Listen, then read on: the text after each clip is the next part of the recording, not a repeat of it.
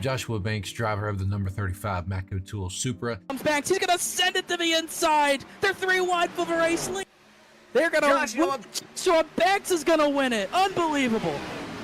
And also co-owner of M&J Distributors, for the sponsor of Saturday Night Racing. So I just want to thank every single one of you for tuning into tonight's race. I hope you will put on a good show for you guys. I hope that you will enjoy it. So if you do, make sure you drop a thumbs up to VSPEED and subscribe to them, because they, as y'all know, if you haven't already, they put on some great broadcasts. So I'll make this short and sweet. The main reason for sponsoring Saturday Night Racing League is because I've been with these guys for a long time. I've raced with a lot of them. I've been through some rough times, some good times, and arguments and everything like that. But still, grand scheme of things, been through a lot of these guys, and I really do like where this league's going. I want to support it. They've given a lot to the league already, and I think, you know, I'm capable to support back. So that's what we're doing, and we want to keep this league free, you know, for people to join, to have a good time, come in and race and just have fun, you know, and that's what we're all about. So that's the main reason, and that's all I really have to say about it. So I hope you do enjoy the race, enjoy the season coming up. We are hopefully going to put on a great season for you guys. Also, make sure to check out my YouTube channel, Banksy the iRacer. Link will be in the description. Check out, and you can see my point of view,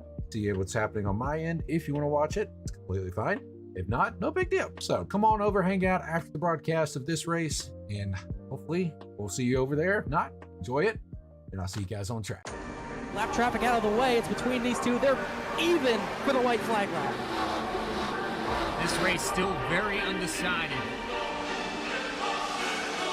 They had the lift. Big run for McWhorter. This is going to be his chance.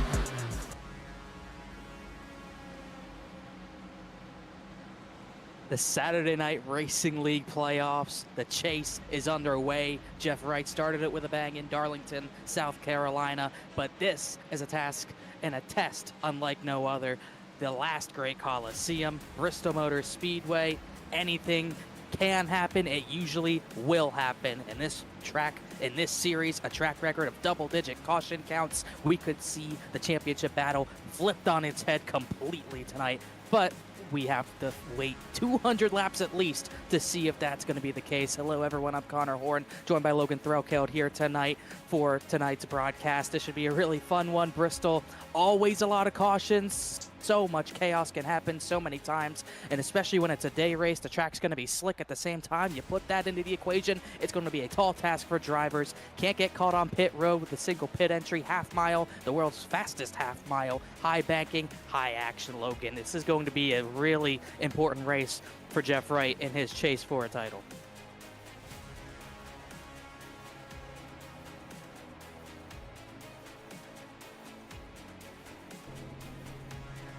Yeah, everyone's going to have to settle in early. Like we said, we usually get double-digit yellow, so that could be an issue tonight. Lower fuel count, 3 green white checkers, got those tire sets available. 35 miles an hour, you're crawling on pit road when that happens. So this should be a pretty fun one for sure. We got the playoffs, the chase. I keep wanting to say playoffs. We don't like playoffs. It is the chase. This should be a really fun race as we look at the race analysis just there, and then we'll look at the points here at the same time. Jeff Wright started with a bang. He led all but 3 laps last week at Darlington. Joshua Banks, Bailey Turner, Alex Bell, Ryan Carwile, they're the closest. But Hodges, Benjamin Miller, all those guys, they can still be involved, no doubt about it. Not only do you have the chase bracket, the chase points going on right now, you also have the bracket to take care of. We had our first round last week at Darlington. You see the drivers in round 2 tonight at Bristol who moved on. Not everyone in that bracket's here tonight, so someone like Case Lakatos might have a free ride into round number 3, but Sturgill, Mahalski, Costa v. Ortega, Belke v. Threlkeld. I think you're going to lose that, Logan. Yeah, I think I'm out of it. I think you just might be, but either way, it's going to be a fun one, and we bring it all the way to Las Vegas. So once the chase ends, this bracket ends, and who knows who will be on top by the end of this season. It should be an incredible one. We'll follow that as best we can, but the chase is going to be the most important part of our race tonight as we look into the starting grid for tonight's race at Bristol. The 3rd time this series has come here. Bailey Turner wins the pole. He will not take the EOL, so the pole to EOL challenge will get another $10 added to it regardless. Turner starts first, Mark Whitley second. Then on row number 2, Seth Hatchell and Ryan Carwile, who are also, Carwile's going to be a chase threat. Ray Massey alongside the reigning series champion Joseph McWhorter. 7th position, Taylor Butcher Benjamin, who's been very consistent all season alongside Angelo Horonis. And then on row number 5, it's Joshua Banks, who's always fast at this type of track. And then Concrete Adam Cabot will start in the 10th position. Back here in 11th, we had the 4 of Rob Hamp next to the 13 of Caleb Weekly in 12th.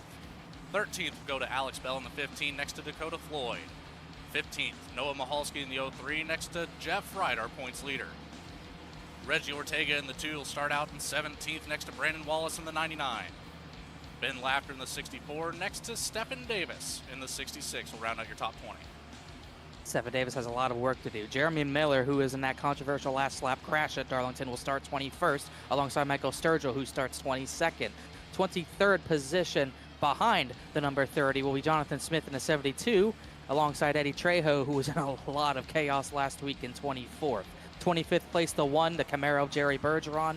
Nick Wood in the number 32 Ford, who will start 26th. Mark McFadden's a staple of this series. He starts 27th alongside Kyle Storp. And then rounding out the top 30, Kenny Kibbe, another appearance for him. He was very fast last week at Darlington, but he'll start back to 29th alongside J.R. Shepard in 30th. And just a little bit more of this field to go. We've got Chuck Sweeting in the 75 starting out in 31st, Matt Shanoski in 32nd. 33rd will go to Christopher Hodges next to the 63 of Max Cost in 34th. And last but not least, the 89 of Austin Belkey.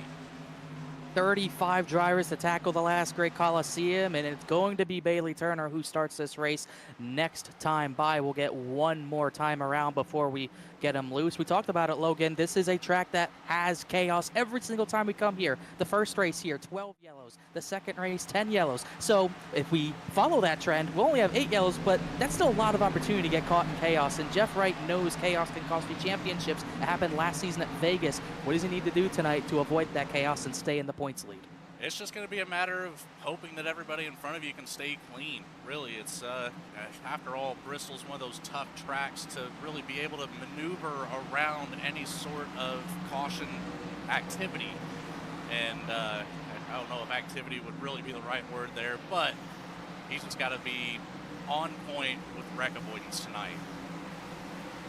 He'll have the first opportunity at some point as the pace truck is off. We are green from Bristol Motor Speedway. Bailey Turner leads him down, and the green flag is out, and the race is underway.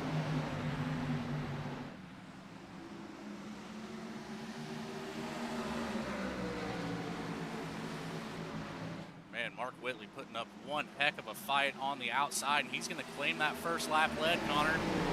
15.5-second laps around this racetrack on clean tires, and the outside lane's going to be preferred as it was on that initial start. If you don't get the jump, that outside line's going to get you, eat you for breakfast, lunch, and dinner. Throw some dessert in there as Whitley takes advantage of that high side, takes the lead. Carwile into third. McWhorter and Hatchell will battle for fourth as there's drivers all over this racetrack. Every part of this track will be used tonight. Absolutely it will. We'll see the high line, the middle line, the low line, all three of them being used simultaneously at some point within this race.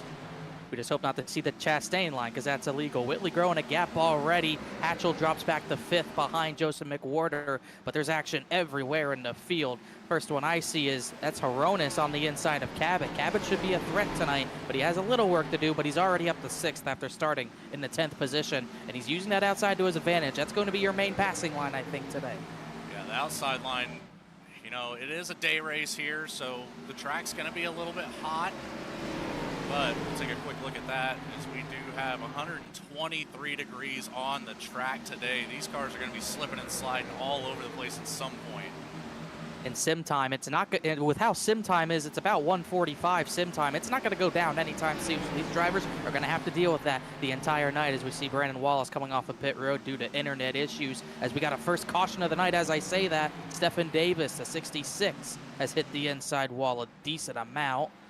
I don't see anyone else involved, so lap number 7, we find our first caution flag.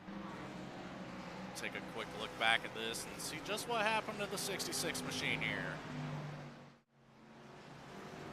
Coors Light paint scheme. Did not see anyone around him and got a little loose off of the corner and hit the inside wall pretty hard from my point of view. So that's a lot of damage he'll have to repair. See him just gets loose off the corner. Hits the wall, gets a lot of damage out of it, so we will see if he can recover from that, but that gives everyone a chance to kind of settle down a little bit. and kind of regroup. It certainly does. And a little bit of connection issue there for the 66. As soon as he hit that wall, you saw him kind of disappear there. It looks like that isn't that big of a deal at this point, but I think the left front damage, the suspension might be broke. I think that might be a bigger deal for the 66. So like we said, we had about 35 drivers start this race, including Brandon Wallace, who started 6 laps down, so he'll get the free pass to get the 5 laps down. What we saw there was a pretty important initial start for Mark Whitley. We talked about that outside line. It's going to be a factor. It's going to be tough to beat someone running the outside line effectively. And right off the bat, out of turn number 4, he was able to get the track position and a lead away from that 24. And Turner I feel like I've seen this before with Bailey Turner. He'll get the pole and he won't lead the first lap or any laps sometimes. Yeah, there's nothing wrong with that. You get the pole, you get the extra bonus point. And then, of course, you want to lead a lap at some point. There's another bonus point there that's added. But most importantly, it's the last lap. That's all that really matters at the end of the day. And he'll be trying to do that. It could be lap 200. It could be lap 217, depending on how many green white checkers we really want to go through, although I do only have a maximum of 3. And like we said, we're going to note the points battle best we can all night long. The focus is obviously going to be on the 4-8 of Jeff Wright, who comes into this week. He led 137 of 140 laps last week from the pole at Darlington. Yes, Darlington can be a tough track to pass at, but that was still an impressive performance. No surprise to see him extend that points lead that he brought into the chase. But we kind of noted, me and Bradley last week, that it's not going to be as easy at Bristol, a track that's very fast-paced. The track position matters, but the passes may become a little bit easier. It's very easy to get shuffled out or get shuffled to the front. And you can see, we've seen all the time, short tracks are not his forte. He's better at the bigger tracks, and I think that showed in his qualifying effort as he qualified in the 16th position. He only made it to 14th.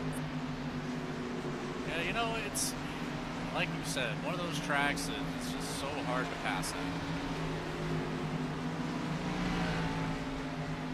He is going to have a tough time doing it. I would not be shocked to see him almost get to the top 5 before halfway, but he'll definitely have his work cut out for him as he tries to keep pace with the drivers who are just behind him in points coming in tonight. When I say just behind, it's a 17-point gap to Joshua Banks, who's not too far ahead of him, but it's Bailey Turner who he's got to be worried about in the top 2 on the front row. As we come to the line, we'll come to the line this time we'll get our first restart of the race. This time it'll be Whitley on the inside and Turner on the outside. But once we get into the Geico restart zone, it is all up to Mark Whitley. He does not have to wait for the green flag, which was Bailey Turner's disadvantage on the initial start. As they roll into the zone, Whitley's away where green once again as McWhorter, his teammate, gets to jump on him.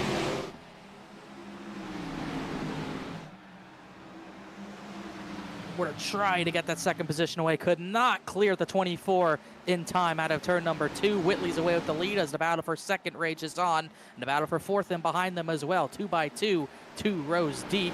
McWhorter and Turner for second. Then fourth, it's Cabot and Carwile as McWhorter gets in front of a 24. Here comes the crossover. 24 likes that low line. Keep an eye on him in practice. He got it down very, very well. So I'd say we'll see Bailey Turner using that low line quite a bit here. Probably more than expected as he disappears from the field momentarily. Harpoon Designs teammates out in front. Whitley first, McWhorter second. McWhorter going for 2 in a row. Whitley just trying to go for race wins at this point. Carwile, Cabot, now Seth Hatchell in the 5th. As Joshua Banks trying to climb up through the field as well. Running that outside lane. Tried to get to the right rear of Seth Hatchell, but couldn't quite do it. Battling behind in the middle of the pack as well. Ben Laughter and Rob Hamper side by side for the 15th position in a pretty big pack of cars. Multiple cars involved here. Whoa, Weekly gets a little tapped to the back from the 03 of Mahalski. Little miscommunication there, but a great save by Caleb Weekly, but they're going to lose track position because of that. Rob Hamp was in that battle up in front of them. Jonathan Smith is there as well. Meanwhile, Bailey Turner has disconnected from the session. He's had an internet issue, so he goes from P3 to going multiple laps down. That is huge for his chase hopes if he can't get back in this race. And even if he does, he's already going to be so many laps down.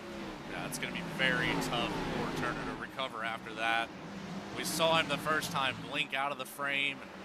I was hoping that wouldn't last too long for the 24 machine. And that is a big, big blow, and that is exactly what Jeff Wright In reality, he at least sort of wants to see it. As enough of that, caution's out, big crash in turn number 1, and it is that battle we were looking at. Rob Hamp and Kyle Stort in the wall. 03 Mahalski also with some damage here on the front end. Big damage on the front end of the 03. Trying to see who else might be involved in that. I see Michael Sturgill with a destroyed front end as well, as we get our second replay of the night, and it's Kyle Stort into the wall, into Rob Hamp, and then the 4 comes across the track and collects a few more. And there's the damage Sturgill got into the 03, it looks like. Curious what happened. Mahalski just kind of got in a situation that he could not get out of. Something happens out of the corner, especially in the corner, but really there's no place to hide at this track when there's a crash. With how high the speeds are, with how small the track is, so many times you have nowhere to go in trying to avoid one of these crashes. So Hamp and Stort have already called it a night due to that crash. Michael Sturgill will try to repair what he can off that 3 car, as will Mahalski in the 03, but both those drivers have significant damage. As about 20 laps in, we get our second caution, as Brandon Wallace loves this because he's going to get yet another lucky dog, so put him 4 laps down. Yeah, that's best case scenario for Wallace there, and Turner needs to be able to reconnect here as soon as possible, get that car back on the track, and maybe collect some lucky dog positions as well, wave arounds and such, and get that 24 machine back on the lead lap as well.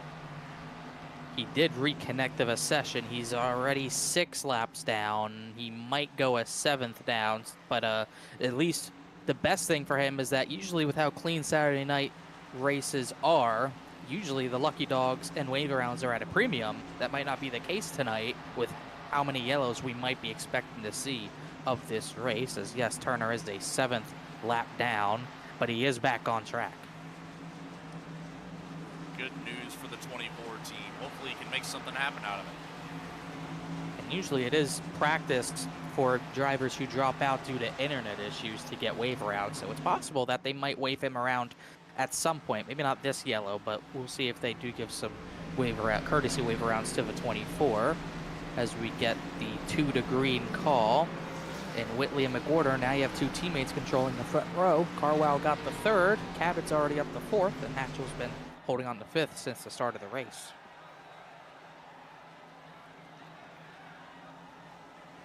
Just to bring this point back up here, Bailey Turner currently sitting in 3rd.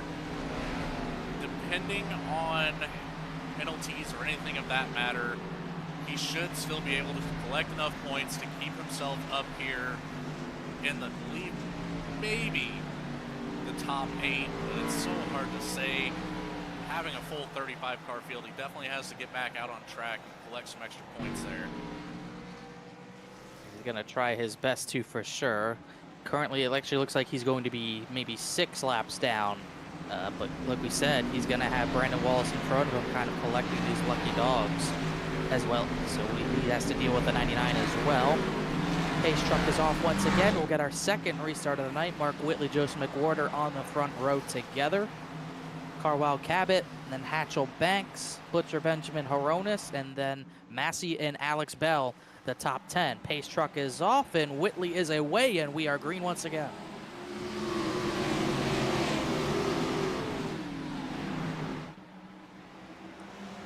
Whitley very good on these restarts. Man, that 77 moves out. Got the jump on the initial start. He has not looked back since. He's led every single one of the 26 laps that we've had. McWhorter trying to at least get one of them, but he's trying to fend off Cabot for that 2nd position. Cabot's up the 3rd and charging.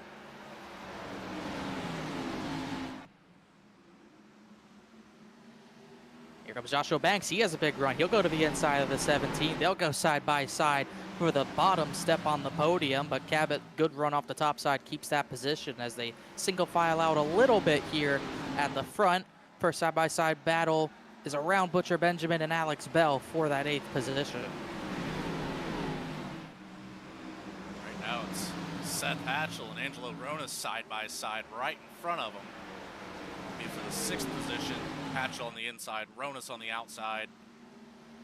Looks like Hatch was going to single file out right behind the 29 machine, but now he's under fire by the 10 of Taylor Butcher Benjamin.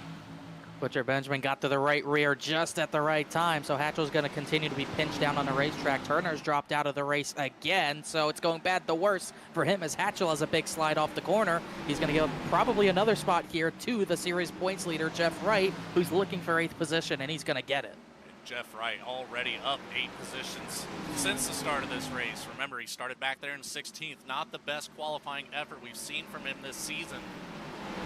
Man, moving up through the field in a hurry. Butcher Benjamin, he's kind of following the 10 through here. Butcher Benjamin started 7th, kind of faded back a little bit. Now he's charging back up to the 6th position. Wright's going to follow him to 7th. That 48 is charging, making moves left and right at both parts. Both lines being used by the 48 right now. Looking pretty unstoppable, but he's still got so many more passes to make as the battle for 3rd heats up. Banks is trying to get to the outside of Adam Cabot, but couldn't quite do it there. Really tough to get the right recorder panel. He's got to have that perfect drive off through the center of the corner to the exit. That way you can get to that back bumper, rather that right rear corner, as you keep mentioning. If you see someone trying to do that, you might go up the racetrack, block that run a little bit. Cabot did just that. Pretty much took that line away from Banks, so Banks is going to try the inside. Try to pass him on the inside, but that's going to be such a tough pass to pull off. Cabot plays the defense correctly to stay in 3rd as McWhorter gets a little bit of a gap over that battle. And Mark Whitley continues to lead by a decent gap as Reggie Ortega, he started 17th. He's up to 11th, right in front of Jeremy Miller and Alex Bell.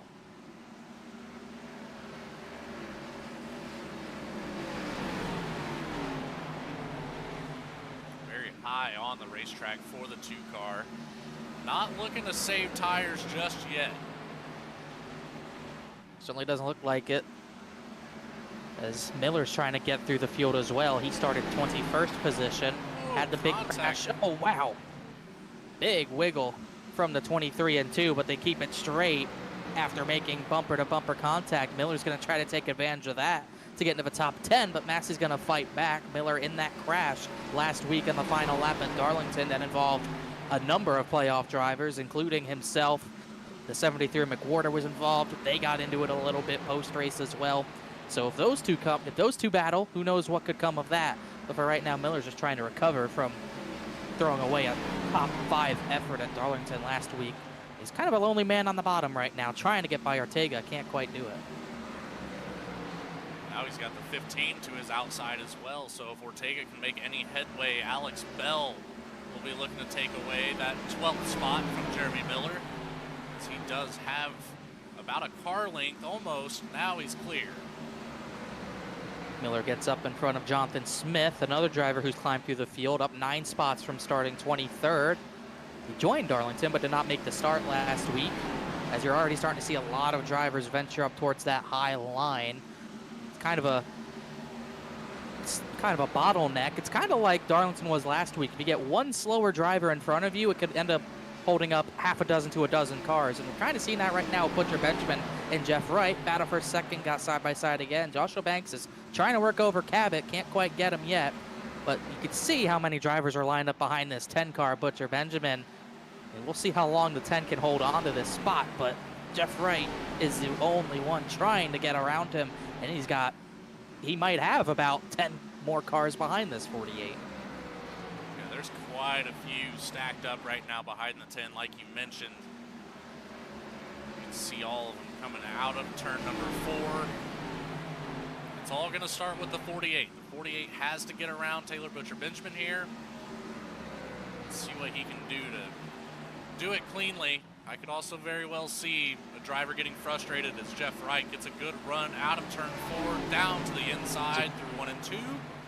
Ooh, tried the slide job a little bit, did not fully clear the 10, but now he has decent positioning in this battle for 6. He's going to dive it down into 3 again, just trying to out-muscle Taylor Butcher Benjamin.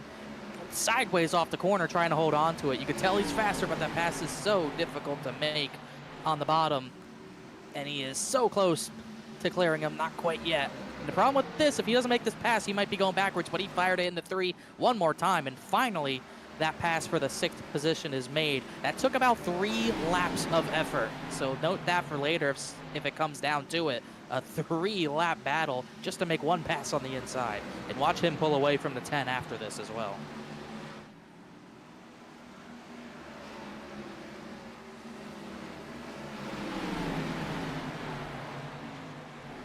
Top 5, really top 6 are spread out. I call that top 5. Whitley, McWhorter, Cabot, Banks, Carlisle are pretty far ahead of this big line of about 9 cars from Butcher Benjamin back to the 57 of Dakota Floyd.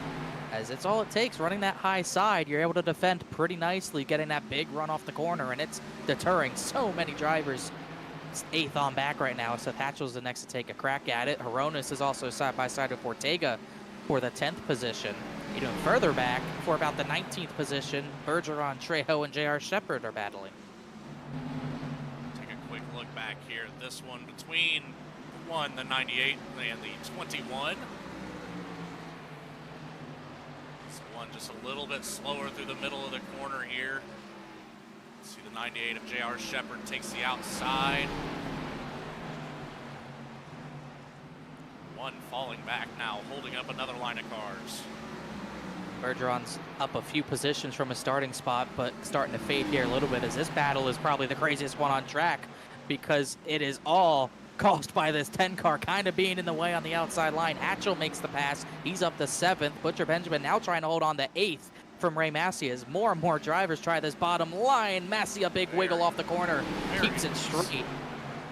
Gonna lose some positioning because of that. Ortega's right on the bumper of Benjamin. Does he become the first driver to get rough with the 10 car and get aggressive? Not quite. He's looking to be outside, trying 3 wide off the corner. No room for it. Yeah, I would have to answer that question there if he's gonna be the first, as he does finally make contact on the backside of the 10. But look how much it cost him. He's not going to get the spot. He lost one to Bell. He might lose one to Miller as well, because he is now the one stuck on the outside as everyone else is. Oh, there's contact. Miller's into the wall. Off the bumper of Ortega. Smith wrecking as well. Ortega goes around and the caution is out. Well, we watched it live, but let's watch it again. You can see that coming from a mile away. Another respeed instant replay. There's the first bit of contact into Butcher Benjamin. Checks up, gives him the room to get by. He loses all this track position because of it. But we're fine at this point. But you can see how much faster he is in Butcher Benjamin. And then right here, just kind of comes down in the Miller a little bit. And when you wreck into a corner at Bristol, there's nowhere to go. Yeah, just no room to navigate, really. It is what it is here at Bristol, but overall, not too much damage on these cars. Could have been a lot worse. Certainly could have been. So Miller, Ortega get some contact. Kenny Kibbe might have gotten a touch. Jonathan Smith has some left front damage, but he should be good to go. As lap 58, we will finally get our first round of pit stops under caution. Mark Whitley will lead everyone on the pit road for certainly four fresh tires. Quick note on Bailey Turner. He's once again gotten back on track. He still had internet issues. He's now 36 laps down. Almost unlikely he'll get a decent amount of points tonight. Noah Michalski trying to stick it out after his incident in that first caution. That 03 has been in the pit box for almost 13 minutes now, trying to get that damage repaired. By the way, that is another lucky dog for Brandon Wallace. So he started this race 6 down. He is now 3 laps down. As this will be a pretty important race off pit road. The track positions looming large for Mark Whitley, as he didn't have any challenge. He has not had any challenge for the lead tonight. As the left sides go up, Whitley's off first. Cabot is going to jump McWhorter for second. So McWhorter third, Banks stays fourth, and Jeff Wright gets the 5th position from Ryan Carlisle. So a few drivers losing spots, a few drivers gaining some spots as we get ready for another restart.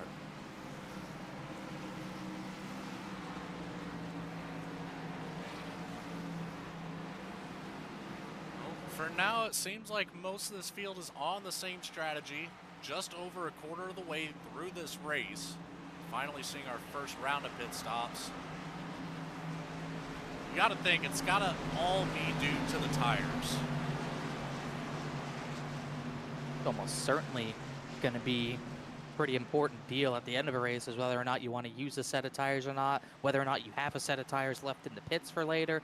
That could end up becoming a factor, but if we keep getting green flag runs like that, it's almost certain you'll have majority of the field with at least one tire set left, as we'll probably get the 2 to go next time by. Quick note on the rear of the field, Mahalski is still out of his car, but in the session. Rob Hamp and Kyle Stewart are out of the race for good. Bailey Turner looks like he's going to take the wave around to get the 35 laps down, as we actually get the 1 to go here, excuse me. And then Stephen Davis, he got back on track. He's 13 laps down. And obviously Brandon Wallace, 3 down now. So 29 drivers still on the lead lap as we get ready for a restart with Whitley and Cabot on the front row.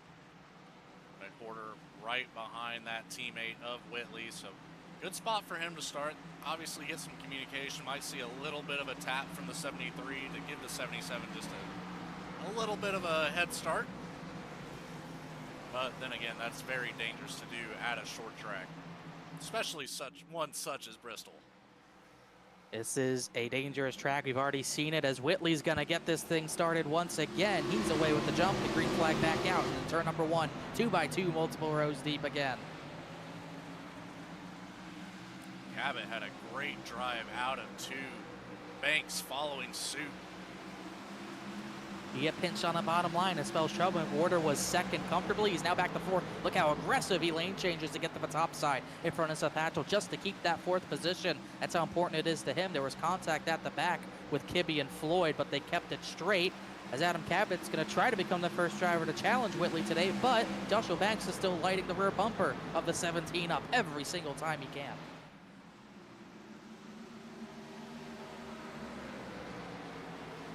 They continue to battle. Jeff Wright stuck on the bottom. Here goes Carwile. He goes around the outside for the 6th position. Gets to the right rear of Hatchell for 5th at the same time. Big move from the 71.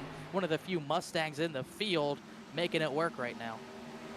Absolutely he is. You can just see him powering out of the corner. He's even got the middle of the corner speed to get clear of Seth Hatchell and that 8 machine. That allows Jeff Wright to get back to the outside, claim that position back from Seth. Now he's going to challenge the 71, Ryan Carwile, once more. Big single file at the front. Whitley's away with another comfortable lead. McWhorter settles into 4th. Carwile settles into 5th as that fight for the high side starts once again. As Taylor Butcher Benjamin drifts back to 10th. Dakota Floyd by Kenny Kibbe for the 12th position. And Jonathan Smith, a little bit of left front damage not hurting him. He's looking for 13th around the outside of the 84.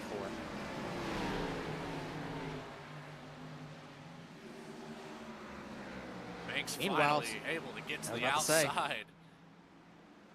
Had a little internet issue, but I think he's all good. He's going to get that pass done around the outside and finally gets it done. I think that's Cabot maybe just giving up a little bit, saying, all right, I'm not pushing any harder than I want to. You can have the spot. And maybe he can bring Banks back to him, as Adam Cabot just dropped out of the race.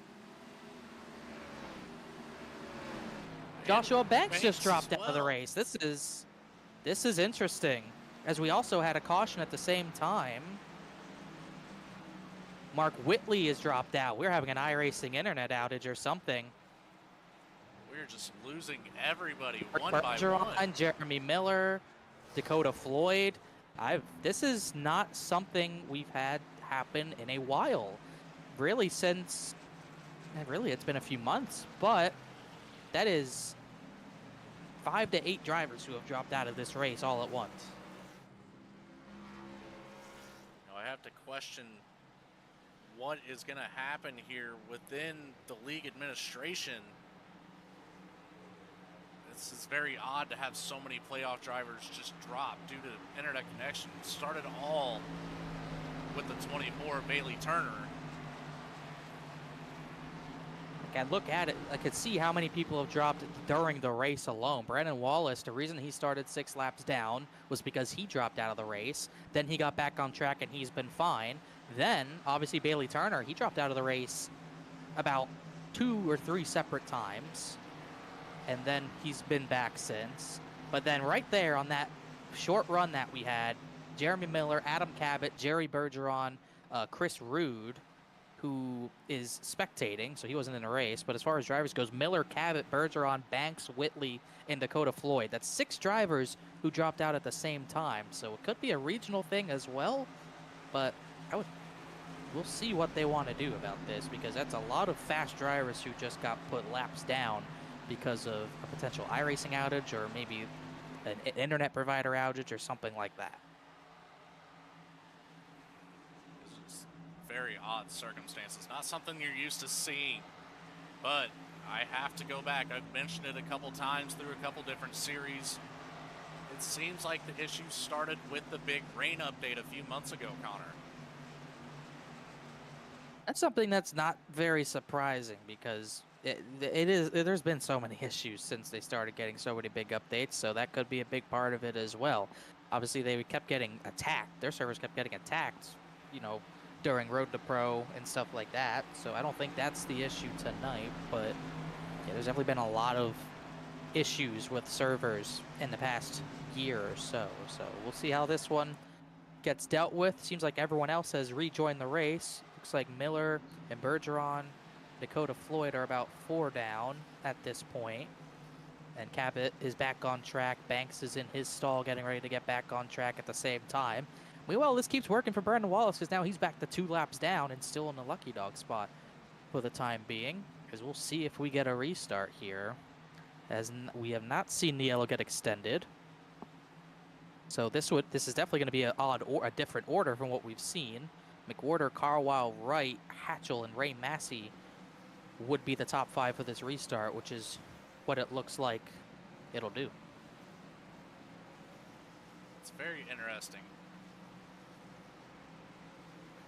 I'm at a loss of words, if I'm being completely honest with you. Yeah, that's a big deal to have that happen in the chase. Whitley's 3 down, Floyd, Miller, Wallace, a few other drivers still laps down as we do get the restart called off here. So we'll see what gets done here, as we'll stay doubled up. Mark Whitley and Joshua Banks are 3 down. Dakota Floyd, Jeremy Miller, Adam Cabot, Jerry Bergeron are all 4 down. That is the official count.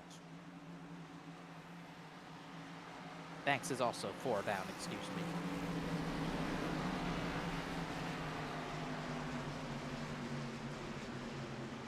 As it looks like they are going to possibly stop the race here and reset things. That is what the call is from race control, as McWhorter's going to continue to roll, as they're going to try to reorder things best they can. And it looks like we might get a server reset here, is what the ruling could be. So they might be thinking that they want to get at least a new race server.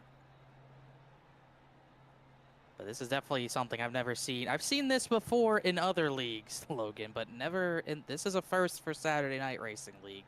It took about 3 seasons, but we're getting definitely unprecedented times here, as the pace truck will continue to make laps. Mind the pace truck driving through the 8 car. No, that's cool. We're used to that. That's one thing that works on iRacing. So it sounds like those drivers who lagged out, maybe if we get a server reset, they would just start at the back of the line once you restart. I would say if we were past lap 100, maybe they just call it, but we are not at halfway. So we'll see what the final decision is as we try to sort all of this out. We'll get our first commercial break of the night. A lot of yellows, but it's been all Mark Whitley here tonight. Up until this point, a little bit of server issues going on right now. So we try to sort that out and get an official ruling from race control. We'll be right back. Racing enthusiasts, are you ready to take your sim racing experience to the next level? Look no further, because 29 Graphics has got you covered. Introducing 29 Graphics, the premier provider of high-quality sim racing wraps. Whether you're a professional racer or weekend warrior, Our custom design wraps will make your car stand out from the competition. 29 Graphics is now the official graphics design partner of Saturday Night Racing League. It's a big dive. McWhorter might just try to run him out of room here. Oh, he bumped in the wall. They're going to crash. They both crash. Contact 29 Graphics on their Discord or the link in the video description.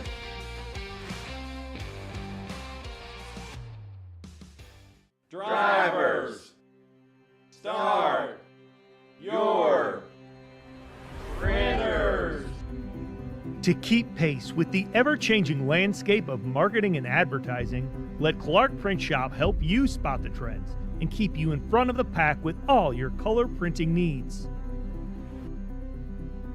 From business cards to invitations, menus to mugs, we can print anything you need on paper or your choice of over 3,000 promotional items. Visit www.clarkprintshop.com to browse our online catalog and place your order today, or call us at 276-889-3426. For a limited time, use the code iRacing for 23% off your first purchase. The staff at Clark Print Shop looks forward to handling all your color printing needs. In the heartland of our country, something magical is happening. At Walkin' and Rollin' Costumes, we know the power of community, of hands coming together to create wonders. These costumes are symbols of love, compassion, and inclusion. Your hands can craft dreams. Join us at Walkin' and Rollin' Costumes build events and be a part of something extraordinary. What is up, everyone? I am Joshua Banks, driver of the number 35 Matco Tool Supra. Comes back. He's going to send it to the inside. They're 3 wide for the race lead. They're going to. Sean Banks is going to win it. Unbelievable.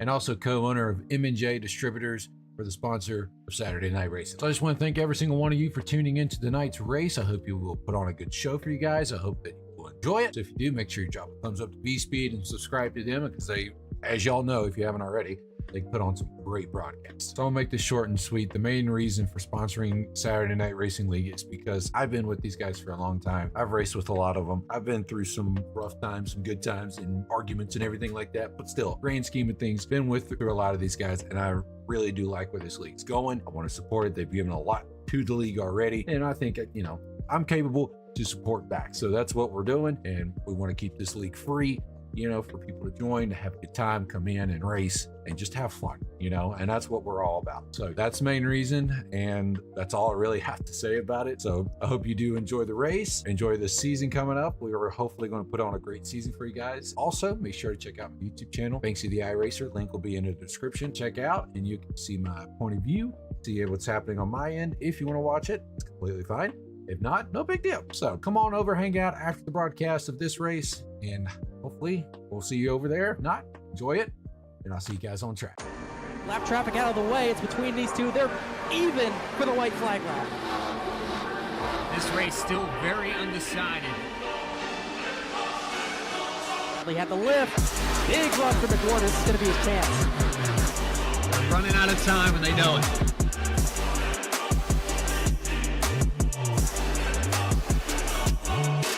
The bottom surges to the inside. Now pulls even with Hutton off the turn number 2.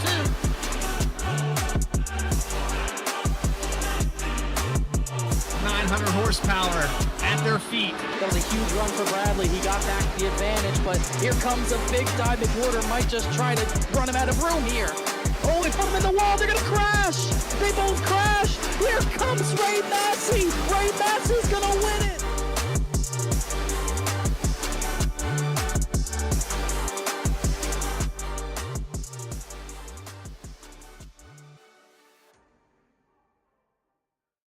Racing enthusiasts, are you ready to take your sim racing experience to the next level? Look no further, because 29 Graphics has got you covered. Introducing 29 Graphics, the premier provider of high-quality sim racing wraps. Whether you're a professional racer or weekend warrior, our custom design wraps will make your car stand out from the competition. 29 Graphics is now the official graphics design partner of Saturday Night Racing League. It's a big dive. McWhorter might just try to run him out of room here. Contact 29 Graphics on their Discord or the link in the video description.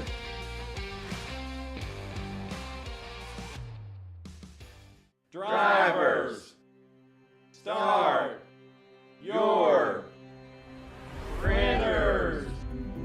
To keep pace with the ever-changing landscape of marketing and advertising, let Clark Print Shop help you spot the trends and keep you in front of the pack with all your color printing needs. From business cards to invitations, menus to mugs, we can print anything you need on paper or your choice of over 3,000 promotional items. Visit www.clarkprintshop.com to browse our online catalog and place your order today, or call us at 276-889-3426. For a limited time, use the code iRacing for 23% off your first purchase. The staff at Clark Print Shop looks forward to handling all your color printing needs. In the heartland of our country, something magical is happening. At Walkin' and Rollin' Costumes, we know the power of community, of hands coming together to create wonders. These costumes are symbols of love, compassion, and inclusion. Your hands can craft dreams. Join us at Walkin' and Rollin' Costumes build events and be a part of something extraordinary.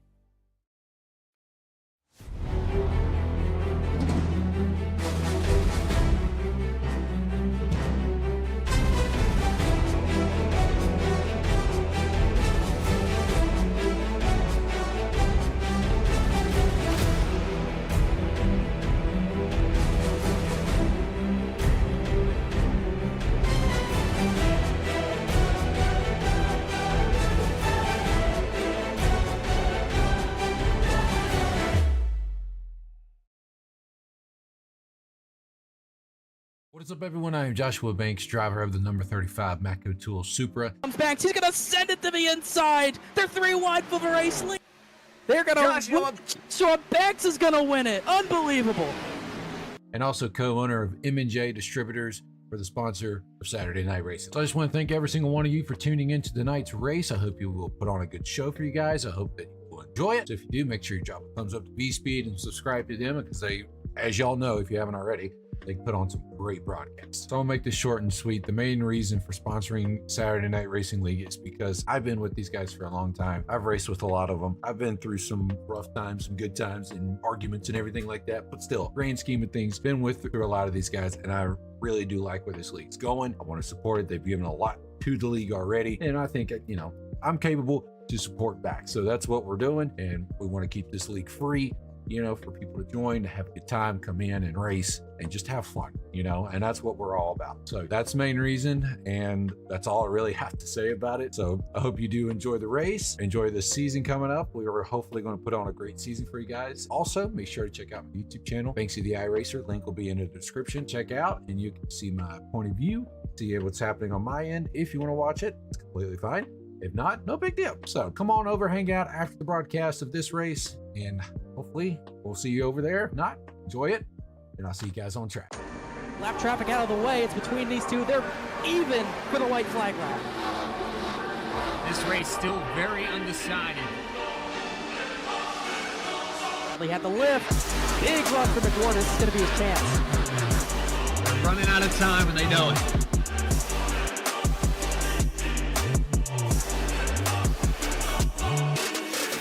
Surges to the inside, now pulls even with Hutton off the turn number 2.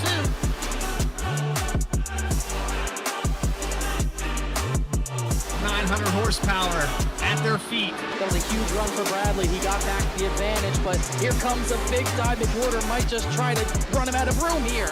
Oh, they put him in the wall. They're going to crash. They both crash. Here comes Ray Massey. Ray Massey's going to win it.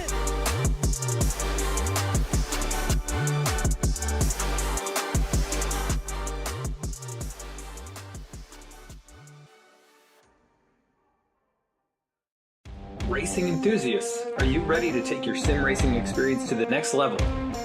Look no further, because 29 Graphics has got you covered. Introducing 29 Graphics, the premier provider of high-quality sim racing wraps. Whether you're a professional racer or weekend warrior, our custom design wraps will make your car stand out from the competition. 29 Graphics is now the official graphics design partner of Saturday Night Racing League. It's a big diamond water might just try to run him out of room here. Oh, he bumped in the wall. They're gonna crash. They both crash. Contact 29 Graphics on their Discord or the link in the video description.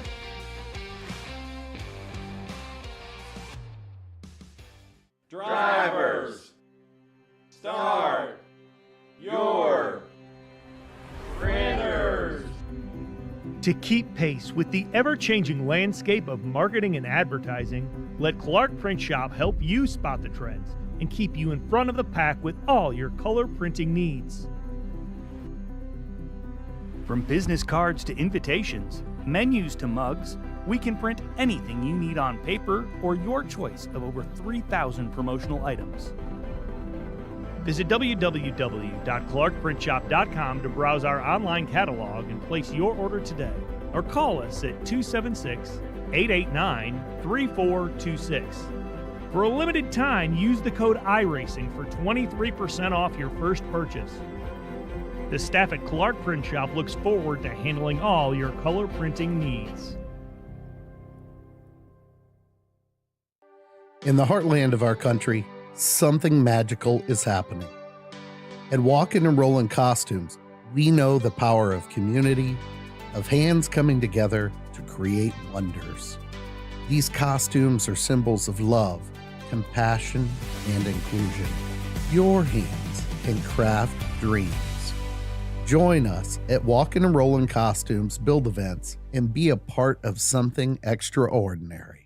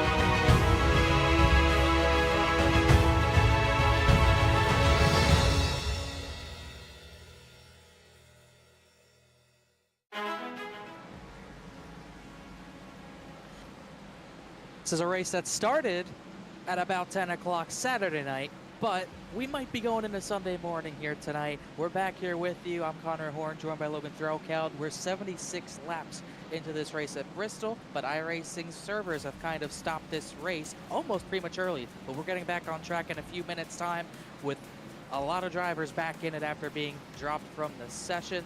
And this is going to be a pretty weird thing. This is a first for Saturday Night Racing League. I've experienced this before in other leagues, but not in this league before, and not ever in a chase. The stakes are pretty high to have a reset like this, Logan. So these drivers got to kind of lock in again. Some drivers who were in a good spot because of drivers dropping out, they kind of got to deal with them again. But those drivers who dropped out, there were 6 or 7. They have some new hope, especially Bailey Turner, for example. Absolutely, and this also puts other drivers back in this. It was mentioned in the chat, possibly some of these drivers that picked up some damage, able to jump back out here on the field with a healthy car, so it'll be interesting to see. And the information we're getting from race control, they're going to restart this race with 125 laps on the clock.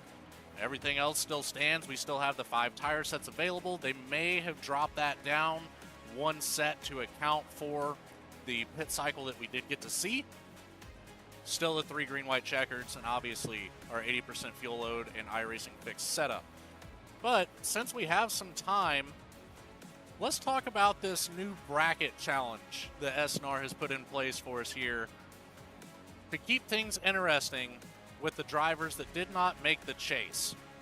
So obviously last week at Darlington, the first race of this challenge here, drivers that advanced, Casey Lucatus, AJ Stravato, that's our matchup here for tonight. So what this is, you have to finish above in points versus who you're against in this bracket. So you might finish 4 spots ahead of somebody, but if you are the cause of the caution and get a 5-point penalty, you're behind them. So you are out of the bracket.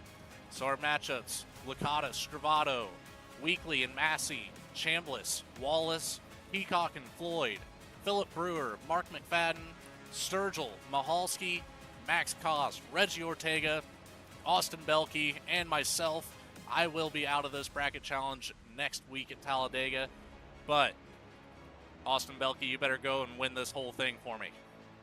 And there are a few matchups that are also kind of null. Neither Case Lacatus or AJ Stravato even made it tonight, so that might, I guess maybe Ray Massey or Caleb Weekly could have a straight shot to New Hampshire, I guess, if no driver comes out of that bracket, I suppose. Or it just could go to the highest driver in points, which I believe would probably be Lacatus. That is how it's set up for this. It's the highest seed, or the lowest seed, rather, will be the advancing driver.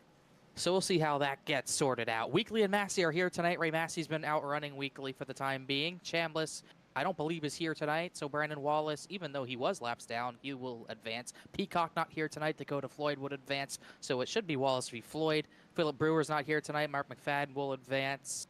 Sturgill v. Mahalski is still on deck. We will see who comes out of that matchup. Max Kost, Reggie Ortega, same thing. They'll race it out. And obviously, not much of a fight from you to Austin Belkey. So we'll see who Belkey gets to face. It could be Kost or Ortega. We should be advancing soon. There's actually 135 laps on the sessions, but we were at about 125 laps to go. So we'll see if those 10 extra laps are used up for just green, white checkers, possibly. That could be why those are added.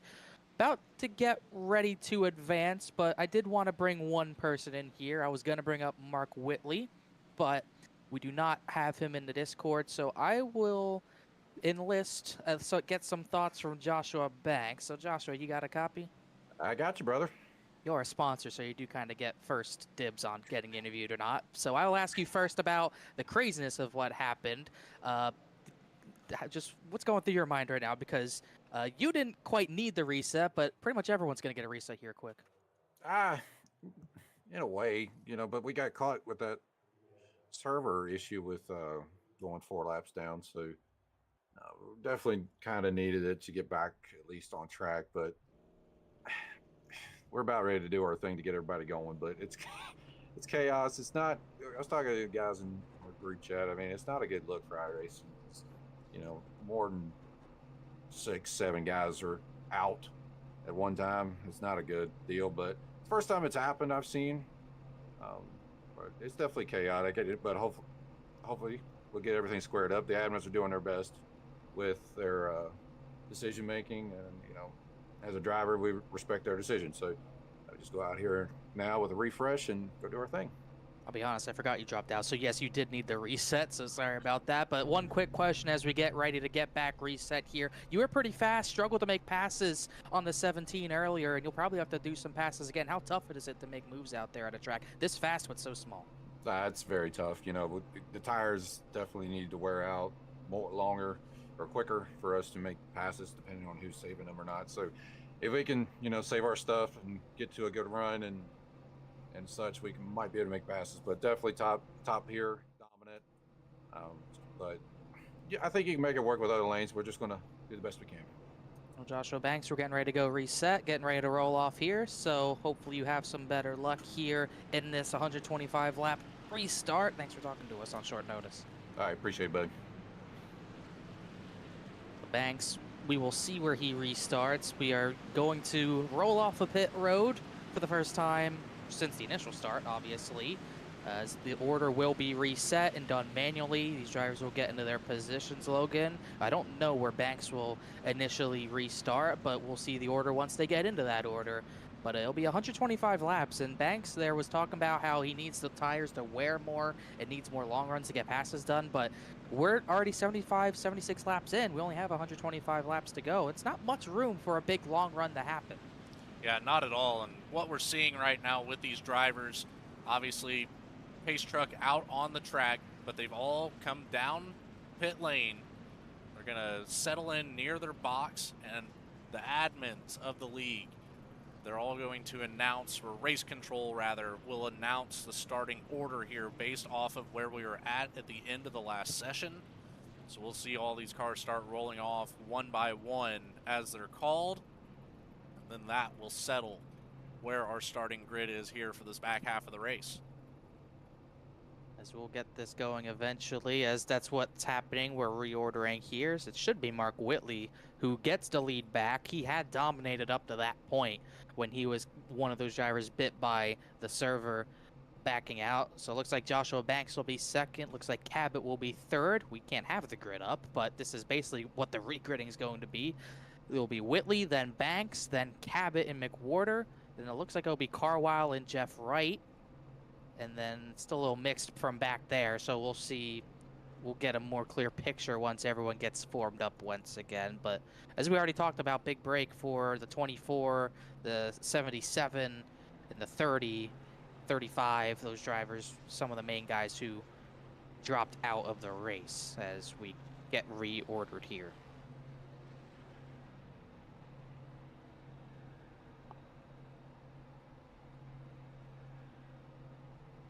So it should be 125 laps to the finish. 10 extra laps on there, maybe for green, white, checkered purposes, because we usually have 3. But either way, we'll get to the end of this race one way or another as drivers start to get off of pit lane. As we have about 30 drivers who have joined this session. Some drivers have not joined us back for the restart of this race, but we'll still have a pretty sizable field, which could still spell chaos on a night like this.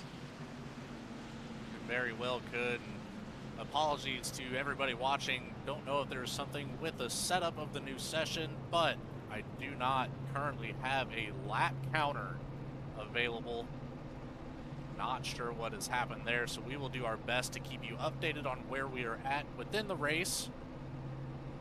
We're going to have the pace truck come back out and lead these cars to the green, white checker. Or not green, white checker, to the green flag, rather. Wow. We got more time left than a green, white checkered, and that timer's not accurate either. We have plenty of time to get 125 plus laps in, as we will still be ready for this restart.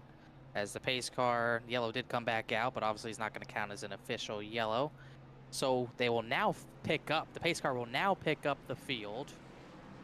And we will have Whitley in Banks. Then looks like Cabot, McWhorter, Carwile, and Jeff Wright are going to be there as well. But we are still reordering this field just to get it correct. This is chaos from this blimp cam. Yeah. I hope it's no one's first race in the virtual crowd. It'd be like, what the heck is going on? It's like Martinsville 16 when they took like 50 laps to reorder the field. Except it won't take us this long this time as we look over this last Great Colosseum that brought us a good race to this point until that happened. Yeah, we had a fantastic race on our hands. Hopefully it'll carry over into this one. I think we should have pretty well the same exact setup. We'll take a look at the temperature, obviously down a little bit. That will heat back up to what it was. But just an oddball situation. For sure is. As, yeah, like you said, the track temp will go up because it's earlier in sim time once again. Almost closer to what it was in practice earlier. As one thing I'm interested in seeing is if someone can challenge Mark Whitley. The only time he was challenged was by the server. No driver has been able to take the lead from him, much less battle him for it. So this could still be Whitley's race with how fast he has been. Absolutely it could. He's just gotta, we've seen how good his restarts are, and we'll see if he can get a few more good ones. Joshua Banks is good at restarts as well, and he is very aggressive when he sees the race lead battle going on. So this should be pretty interesting as some drivers get laps back. There's some drivers who went a lap down in this session when everyone was reordering. So Ortega, Floyd, Kibbe, it's like Chuck Sweeting, Eddie Trejo, Caleb Weekly, will be a few others getting their laps back. I think there's also some drivers who might be a lap ahead of everyone because it is showing Jonathan Smith, Ben Lafter, Max Cost, Austin Belke a lap ahead. So still have to do a little bit of reordering here. Currently our leader is being scored in 15th place. We just know that's not true.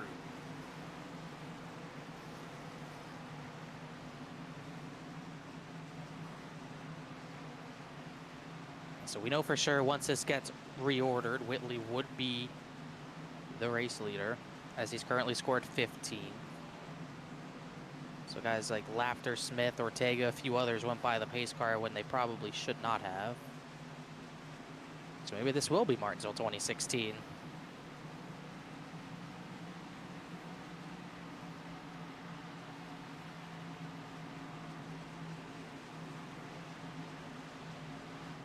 But this is the order you would see. It would be Whitley, Banks, then Cabot, McWhorter, then Carwile Wright, points leader at 6th, then Bell, Ray Massey, and then Horonis, and then Butcher Benjamin. That would be the top 10.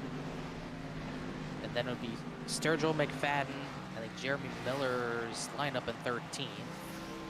And after that, it's kind of mixed up right now.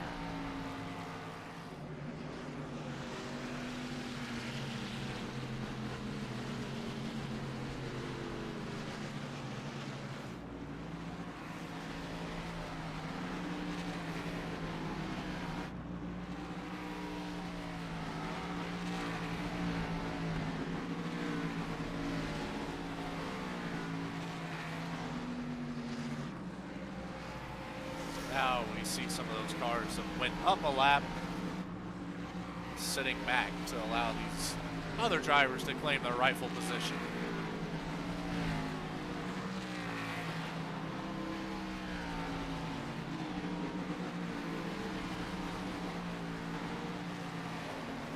Looks like right now, Ortega, Floyd, and Lafter need to be the ones to drop back from my count. And then we would be ready to get some racing going once again.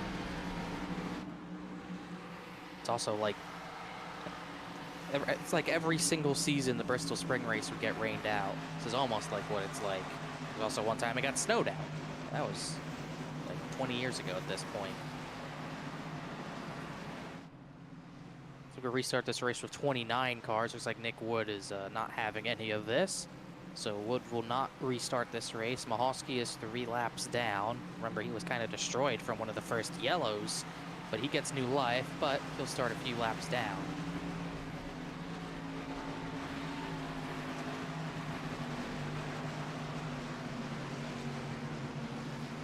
Now, by my count, Ortega is the last car that needs to lose a lap here, and then we've got everybody back to where they should be. Lap count's also back up. It should be up to lap 125, but we'll see if we just do some extra laps here. We'll just have to wait and see how that gets used up.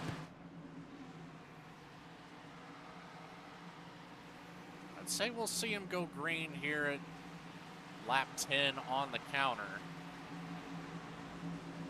As the pace car lights do go out, we'll see if they'll add another lap to go around, but now we have a proper scoring sheet here. We'll bring up the ticker. Whitley, Banks, McWhorter, Cabot, Wright, Carlisle, Massey, Bell, Butcher Benjamin, and Angelo Veronis will be your starting 10 here for the back half of this race. We're going to go around at least one more time, at least one more time. Well, that being said, we'll run through the next 10 in the line. Jonathan Smith, Dakota Floyd, Kenny Kibbe, Reggie Ortega, Caleb Weekly, Ben Laughter, Chuck Sweeting, Michael Sturgill, Eddie Trejo, Jeremy Miller will be your 11th through 20th positions. And the remaining cars, Jerry Bergeron, Max Kost, Austin Belkey, Bailey Turner, Christopher Hodges, Brandon Wallace, and Noah Mahalski. So if we go next time by, that would be about 125 laps to go. So, like saw the pace car, our order is essentially set. Mahalski will start this restart 2 down. Nick Wood will not restart this race. And we should be ready next time by. And we don't know what to expect. This could be crazy. Some drivers might be driving crazy. Some drivers might drive conservative, just trying to make sure we get green flag running and trying to beat any more server issues. But finally, after maybe 40 minutes of getting server issues, resetting the server, getting everyone back in order, we are finally ready to start the last 125 lap stint of this race. With Whitley on the front row of Joshua Banks. Whitley, up to this point, has dominated this race. Banks has been aggressive to get the second. Adam Cabot, he's always a threat. McWhorter in 4th, points leader Jeff Wright looking for a second title in the 6th position, up from 16th position. Whitley finally brings them down. The green flag is finally back out at Bristol. Once again, Whitley with a dominating jump there.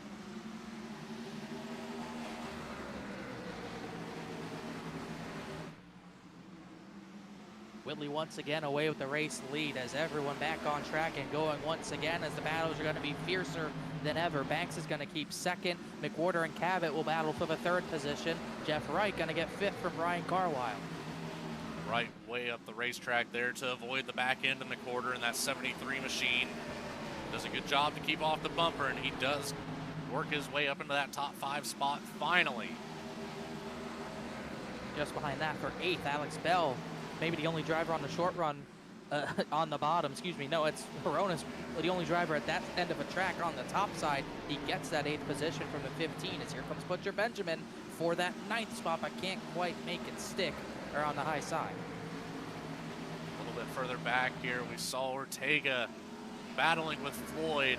And then right behind them, Laughter and Kibbe have been side by side since this restart. Chuck Sweeting inserting that black and green 75 into the picture with Caleb Weekly to his inside.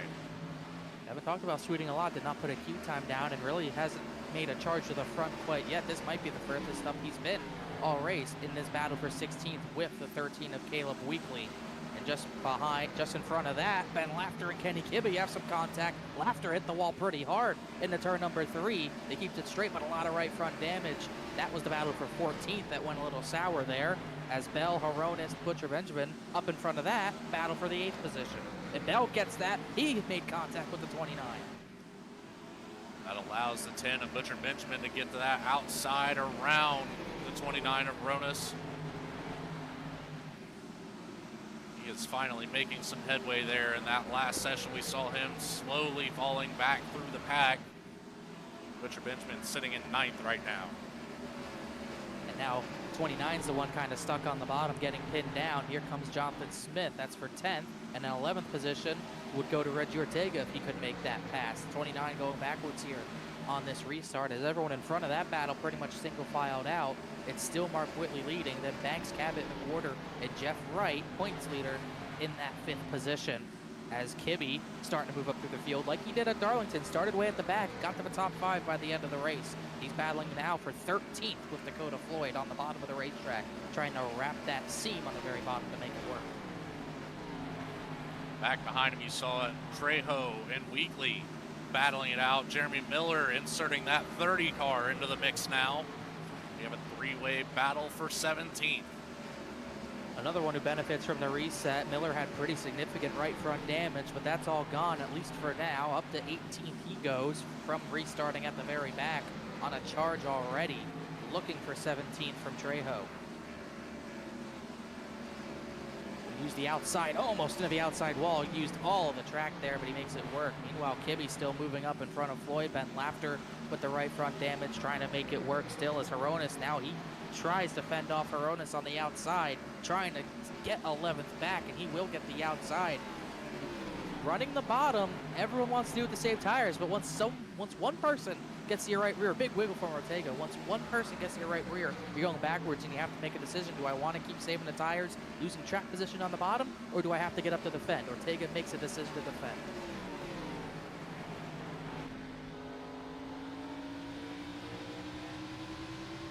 Sitting on board with the 84. The 04 on the track, 84 on the timing screen. Kenny Kibbe. Big wiggle there in front from Jonathan Smith on that. Sorry, not Jonathan Smith. Angelo Hronis on that low side. Jonathan Smith on the high side there for the time being. By the way, I do believe that is an 84. Actually, we had a little bit of an incident. Michael Sturgill got sideways off of 4, hit the inside wall. We stay green. Nothing else happened, but the 3 definitely got a little bit out of shape. He's back to 25th. As I think Kibbe, I think it is an 8. It's just very hard to tell it's an 8. But Kibbe, either way, no matter what number he has, moving up the field as Hronis still trying to get by Jonathan Smith. At the same time, Miller working over Ben Laughter. You know, I believe you're right. I do see that break there in the middle. That would be an 8, and I don't know how to read. It's very tight, though. I see what you mean. If you're looking at it from far away, you could definitely think that is a 0. Kibbe, a different scheme than what he had last week. Bright orange as Smith has a big wiggle. Hronis gets the spot as the 72 starts to really struggle. Here goes Kibbe trying to get a 2-for-1 deal with Ortega and Jonathan Smith. Ortega looking for the middle, couldn't quite get there. As Miller and Laughter make contact. Ben Laughter turn. Miller, Eddie Trejo, and Caleb Weekly involved. And another car piles in. That is Max Cost. And another caution here, our first since the restart. Take a look here. I saw the 64 kind of come down just a tad, the 30 up just a little bit. We'll see it out of the exit of this corner here. That contact will just send the 64 across the nose of Jeremy Miller. Miller able to avoid any more damage. Trejo catches a lot of it. Max Cost, nice little bump there to the right rear. He's going to have some front end damage out of that. Everyone has 3 extra sets of tires to use. We'll see if everyone wants to come down to use it. That was roughly a 20-lap run here, as we'll get another replay of that. You can see Laughter was kind of struggling. Miller was trying hard to get by him. Laughter gets a little sideways there down the track. They get hooked, and nothing the 64 can do. Miller barely got through that, but Weekly, Cost, and Trejo just couldn't quite do it. As meanwhile, as Cost piles in at the end there, we do have pit stops, but for the first time tonight, strategy a little bit split. A decent amount of drivers pit, but we did have some stay out, notably guys at the front who stayed out. Whitley, Banks, Cabot, McWhorter, Butcher Benjamin, Jonathan Smith, Kenny Kibbe, and Dakota Floyd. So 8 drivers stay out, the rest of the field pits. It's very interesting to see, but I mean, you know, they had a couple laps there on the tires, about 20 green lap run. I don't know. The math is just, everything since this restart has thrown me off. It was Jeff Wright who was the first one to come down and bring a lot of drivers down from 5th. He'll be the first one off pit road, followed by Carwile, Ortega, Ray Massey, and Alex Bell. So all of a sudden, we get a kind of a new life injected in this race. We have new strategy as well, as now a lot of drivers who have been up the front all race, like those top 4 specifically, will now be on the back foot for this run as far as tires go. And looking at the fall off for, let's look at Mark Whitley, for example. His fastest time that last run was a 15.4. He was running 16.2s by the end of the run. So even that short amount of time, 0.8 of a second worth of fall off, that could really loom large if we get a green flag run here. And just a notable mention here, Whitley has a full 10th almost faster than Joshua Banks sitting there in second. So Whitley obviously putting down quite a few laps here throughout this last week. Did a fantastic job of making sure he got plenty of practice before this race here tonight. He certainly came prepared, no doubt about it. And he's put whatever he's learned to good use, because he's even still not had a challenge, as he'll pick the bottom of the racetrack for the next restart. So Whitley, Banks, Cabot, McWhorter, Butcher, Benjamin, Jonathan Smith, Kenny Kibbe, Dakota Floyd, the top 8 stay out. Everyone else on 4 fresh tires. Most notably at the front of it, series points leader Jeff Wright in 9th.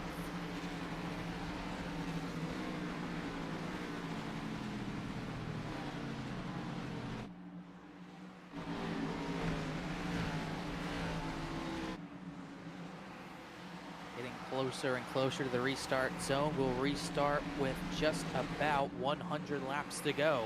Could this be the final run? We'll see. 8 drivers stay out, everyone else on tires. Whitley, another great restart. He's away with the race lead and easy. And Banks is going to try to hold off second from Cabot. They'll go side by side. Jonathan Smith up the racetrack on the initial restart. Barely missed the wall out of turn number 2 as Banks keeps the second position. Cabot trying as hard as he can. Saw a little bit of a wiggle there out of turn 2. Now falls back to side by side with the 73 of McWhorter. Three wide. Kibbe backs out of it. Jeff Wright sideways off the corner. Here comes Hronis with a big run to the outside. Everyone's trying to be the first driver on tires to get to the front, but nothing doing quite yet. Contact. Ray Massey to the bottom of the racetrack. Hits the inside wall, but keeps it straight. Will stay green, but that is when 3 wide can go wrong pretty easily here, as the action is hot on this restart, as Jeff Wright's looking for about the 7th position. He's looking 3 wide to the inside of Taylor Butcher Benjamin and Dakota Floyd. What an aggressive move, and he's going to make it work. I'm speechless by that. That was wow, what an amazing move by the 48.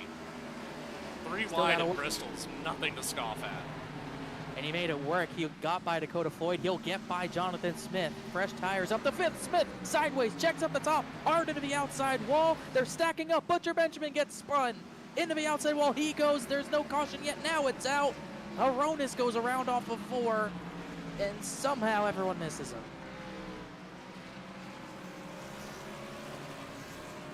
Goodness. Well, let's break this one down.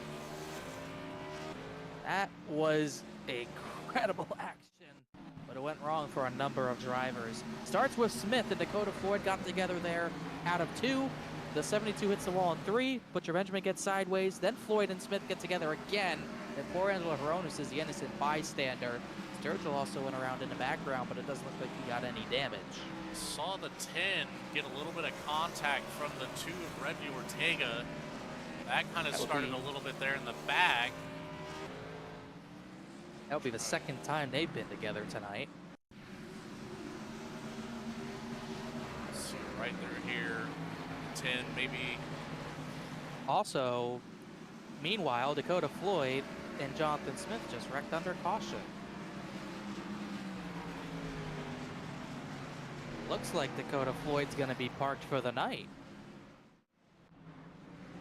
So it immediately tempers flare on the restart. Floyd will end his night prematurely, as him and Jonathan Smith made another deal of contact under caution. It looks like he's already been spun at this point, as Smith is at the back.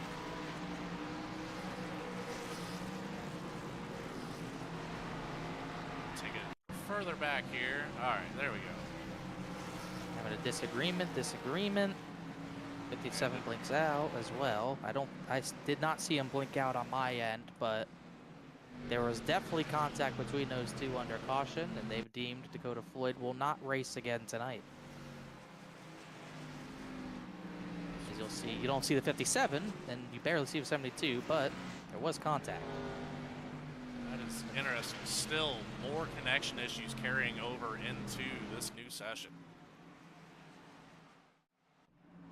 Those two got together under caution. They hit twice under green, and at the same time, that is the second time at least where Reggie Ortega has hit the back bumper of Taylor Butcher Benjamin. So I don't think the 10's probably not too happy with the 2.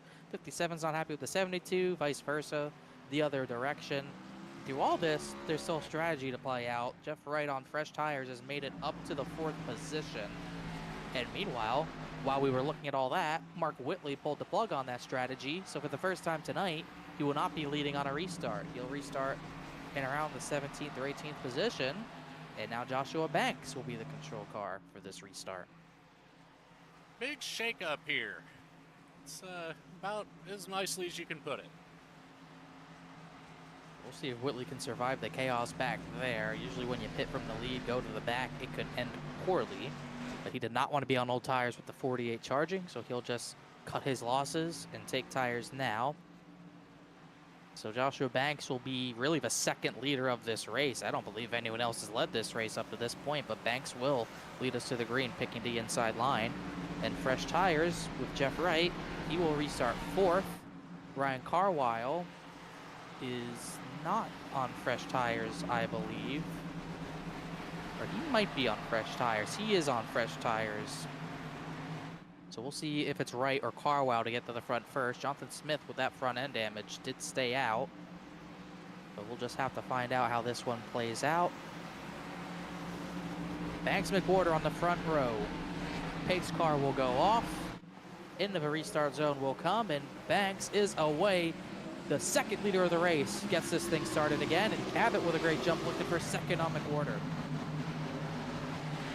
Cabot and McWhorter both on the same stint. Contact. Little contact. Cabot able to hold it down. Made a great save. He'll at least keep a top 5 spot maybe for the time being, but that opens the door for Jeff Wright to look for second. The fresher tires, using them to his advantage. How hard will McWhorter fight this? He's going to try his best, but the fresh tires are going to be a big deal on this restart as Cabot is going to lose 5th to Jeremy Miller. The 48's up to 2nd. Keep in mind, we do not have accurate starting grid, but Jeff Wright started this race the first time back in 16th position. So he is up 14 spots right now. Looking to get to the lead for the first time tonight. It's been all Mark Whitley. Joshua Banks gets the lead on the restart, but he does not have the grip to hold off that Pepsi Wild Cherry 48 car out of turn number 4. Jeff Wright, for the first time tonight, gets the race lead officially at the line. Banks tries to hold the right rear, can't do it. Jeff Wright to the point. Right behind him, you got the 71 of Ryan Carwile making the same moves. He is on the same strategy as the 48 driver. So we will see him make his way around Banks eventually. There is chaos at the back. I see 3 wide, Stephen Davis, Jerry Bergeron, Jonathan Smith is all the way at the top losing positions. And all behind that is Mark Whitley trying to find his way back through all this. There's the 77 right in front of him. He's got a lot of ground to make up. We still have at least one more pit cycle. Man, it is all-out brawl back here from 10th on back. And even brawling at the front too. Banks keeps second for now, but Ryan Carwile is faster and closing in on the 35. And behind him, look who's made his way back into the top 5. That is Bailey Turner, back up in a battle for 4th of Joseph McWhorter, also on fresh tires. This reset did wonders for him. He was about 40 laps down. The reset, because of the server issues, brings him back into this fight as he looks at the battle for second right in front of him.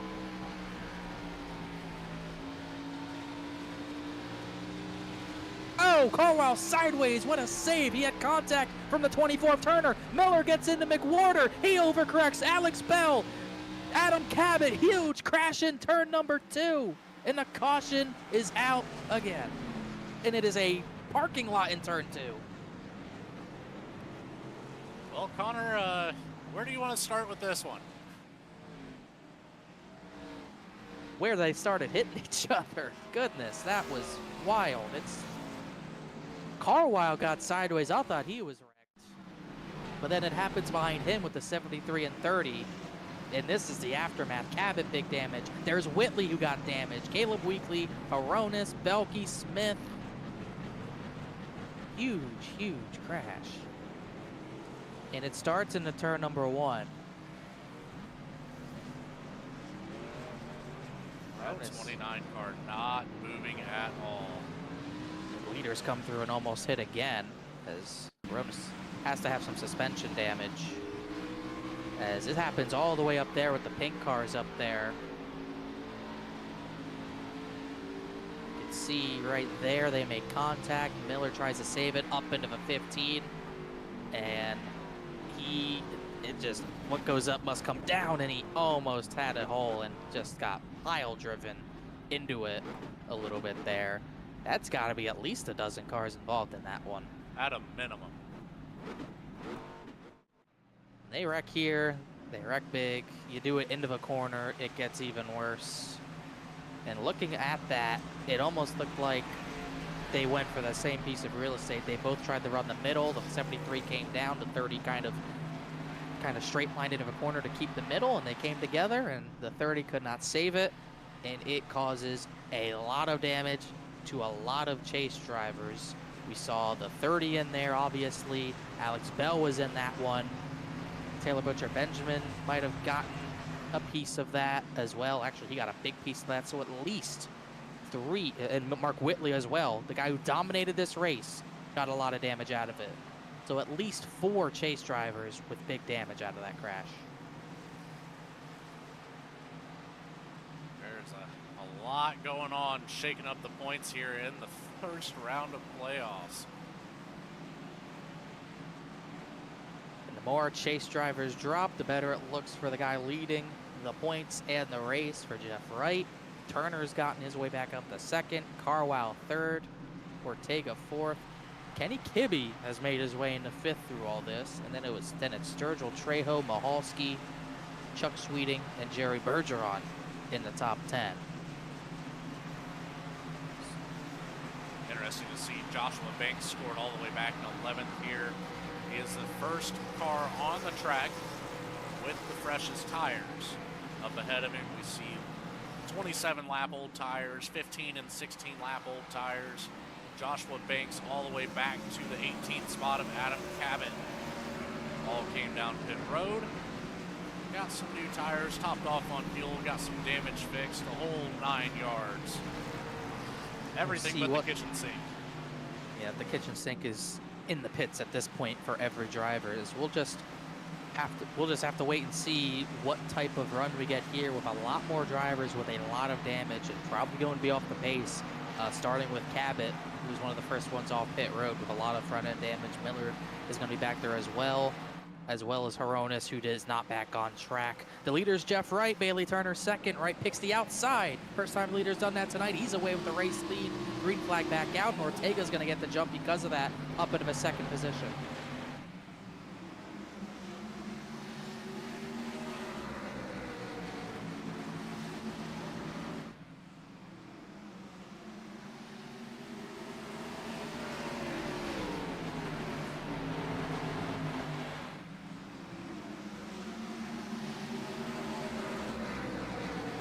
Wright is away with the race lead. They're 3 wide back there with the 75 on the bottom. Joshua Banks in the middle. McWhorter on the way top side. The top 5 are clear, but it's a madhouse. Banks, championship driver in the wall pretty hard. He keeps it straight. Whitley on the apron, but now the 35 machine's going to have damage to battle with.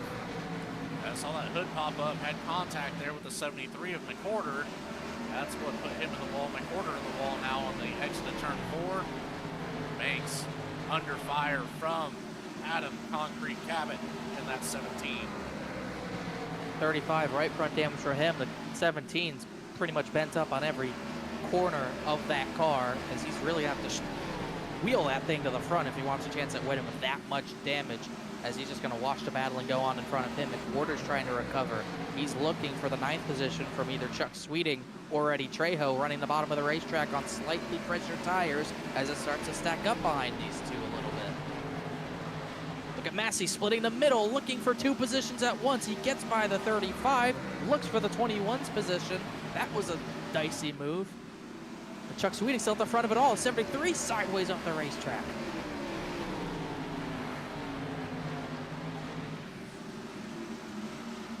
Meanwhile, in front of them, the battle for 7th, Bergeron and Mahalski dropping back to that battle for 9th at the same time. Mahalski slow on the bottom. Here comes Sweeting for that position as everyone starts to inch their way up towards the top of the racetrack as Trejo continues to fade, continues to struggle on that high side, losing positions to everyone. Massey, Cabot, and Banks all get by as Banks looks for the outside of Ray Massey, but can't quite get there.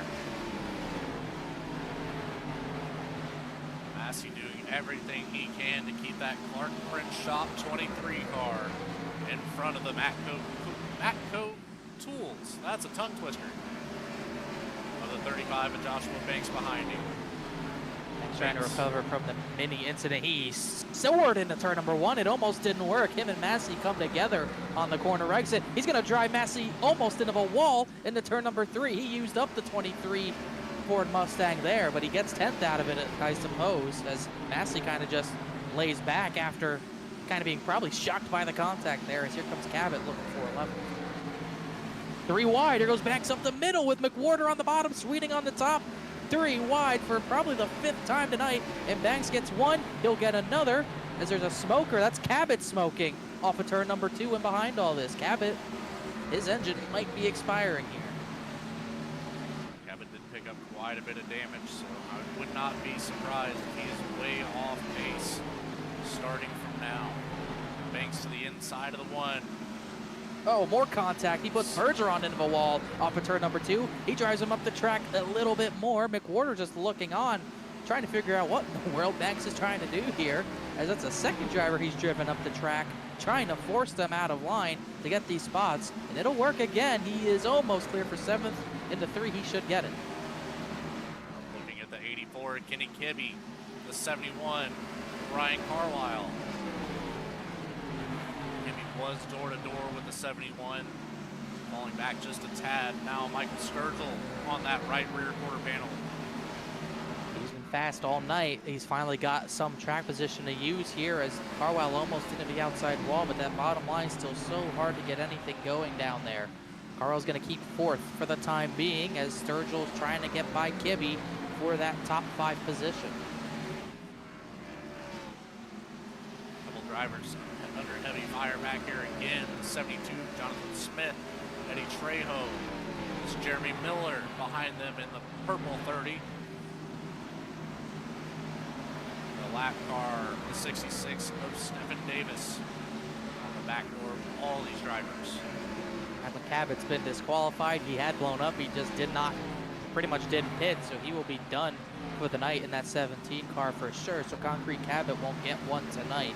Wright, Ortega, Turner, the top 3, and they are all on top of each other, but the battle for 4th might be more entertaining and more crazy with Carlisle just trying to hold on to it with 4 or 5 drivers breathing down his neck.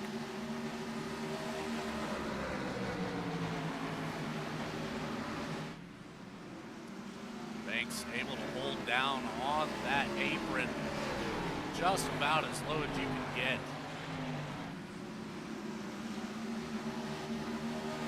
Trying to run the low line, still trying to drive people up the track to get the passes done, just like you would do at the classic Highline Bristol when they reconfigured this track. It made it Highline dominant. If you want to make a pass on the bottom, you either got to slide job them or just drive them up the track close to the outside wall. That's what Banks has been trying to do. It's made 2 passes for him as he's dove into turn number 3, maybe a little too hard. He almost took out the 71 as they have to get around Brandon Wallace on the high side. Big wiggle off of 4, keeps it straight again. Compromises his corner entry, but that was a hairy moment as Kibbe's going to get back by him. It looked like that all started with the 99 of Brandon Wallace. Reggie Ortega caught up to him. We see he fell back quite a bit from the 24 Bailey Turner. Thinking there's a little bit of miscommunication as to where the 99 was going to go on that corner entry. Stacked it up. Well, it's starting to stack up at the top. Reggie Ortega was in second. Bailey Turner got it, and now Ortega's starting to fade hard here as Banks leads the charge on the bottom side. Carlisle's going to be stuck behind the 2 a little bit here as Banks tries to get back to where he was before pit stops and before all the crashing happened. On the inside, fires it into turn number 3, drives the 2 up the racetrack as McWhorter's pretty much followed him through here since he got back by the 73. Got positioning on him into turn number 1, running him out of room again, and this time he will make it work off the corner, so Banks back up into 3rd.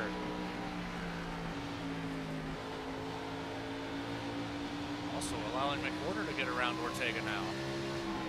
Ortega ran a 7.91 last time by. That is way slower than most other drivers around him. So the 2 starting to really show pretty heavily worn tires at this point. You can see by how much off-throttle time he has to get around these corners. Just bleeding time in the center of the corner has made Ray Massey next one trying to get through him. Ortega in the wall there. Maybe a little bit of a wall bouncing. Probably not intentional, but he did it one way or another. That is the 5th position changing hands. Here comes Carwile for the 6th position, but Ortega will get enough of a run to at least clear the 71 back. Back a little further. It's the 1 of Bergeron, the 03 of Mahalski, and the 72 of Jonathan Smith, all under a blanket right now. Smith, a lot of damage on the front end of that Camaro, but able to keep up with the 03 here as they try their best to work that low line on Bergeron. Well, at the front, fresh tires to the front, Banks to 2nd, McWhorter to 3rd. Bailey Turner back to the 4th position. Kibbe is to the inside of Ortega, trying to get 6th away. They made contact off of 4, but keep it straight, and Kibbe will get that spot. Carwile's next in line for that position as Mahalski still battles Bergeron for 10th, and he will finally get that spot from the 1 car as they've been battling pretty much the entire run. But Kibbe up to that 6th position as Ortega loses another spot to Ryan Carwile for 7th.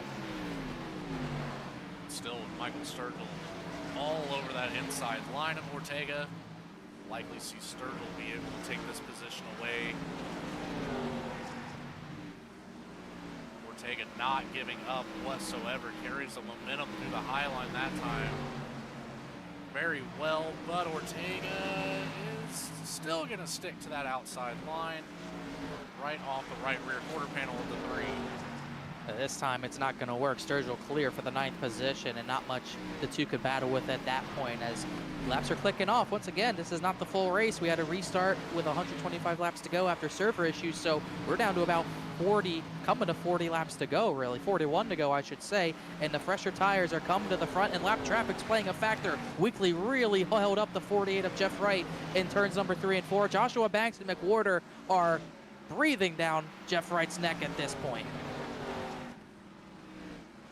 This is about as close as they've been to Jeff Wright since the last restart.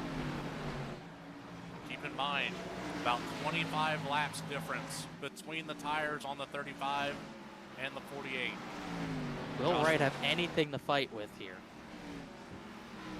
He is one of the harder drivers to pass in this series. He's not going to let it go easy by any means, but 2 very fast drivers right behind him, much fresher tires. Very interesting to see how well the 48 can defend.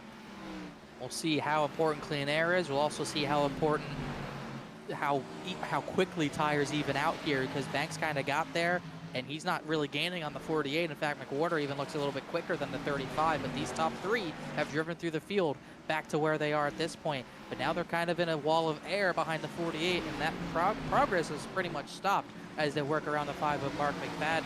Coming next time by, 36 laps to go. The battle for the win, possibly, Wright, Banks, and McWhorter.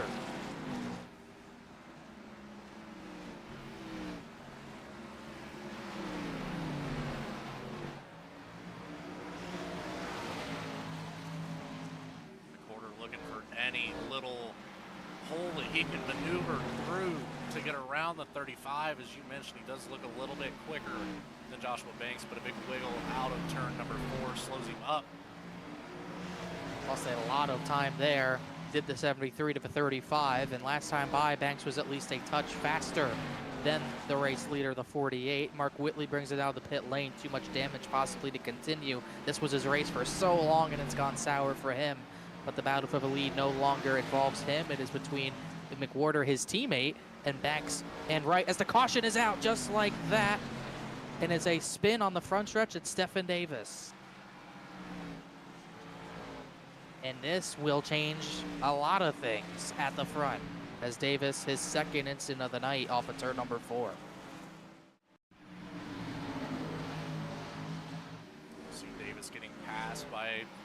about the middle of the pack, 13th, 14th, 15th position. Right out of the exit, Ooh. just gets hooked by the 10 of Taylor Butcher Benjamin. Second time he spun off of 4. This one, no, not of his doing. Like you said, just kind of got booted by the 10, and the 10's had a decent amount of contact with the 2 tonight, and that's probably his first set of contact with the 66. 48 was looking good there, but it changes things now. We'll get a restart under 30 to go, and we'll see pretty much everyone bolt some tires on. With 17 lead lap cars left after that run, Caleb Weekly gets the lucky dog.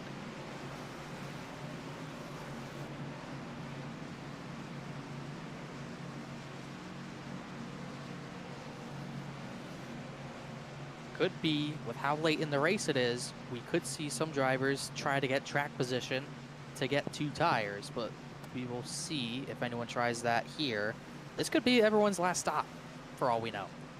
It logically should. If this race goes green, I would put money on it that this would be the last stop. As Bradley Cooper would say, I would bet on that parlay.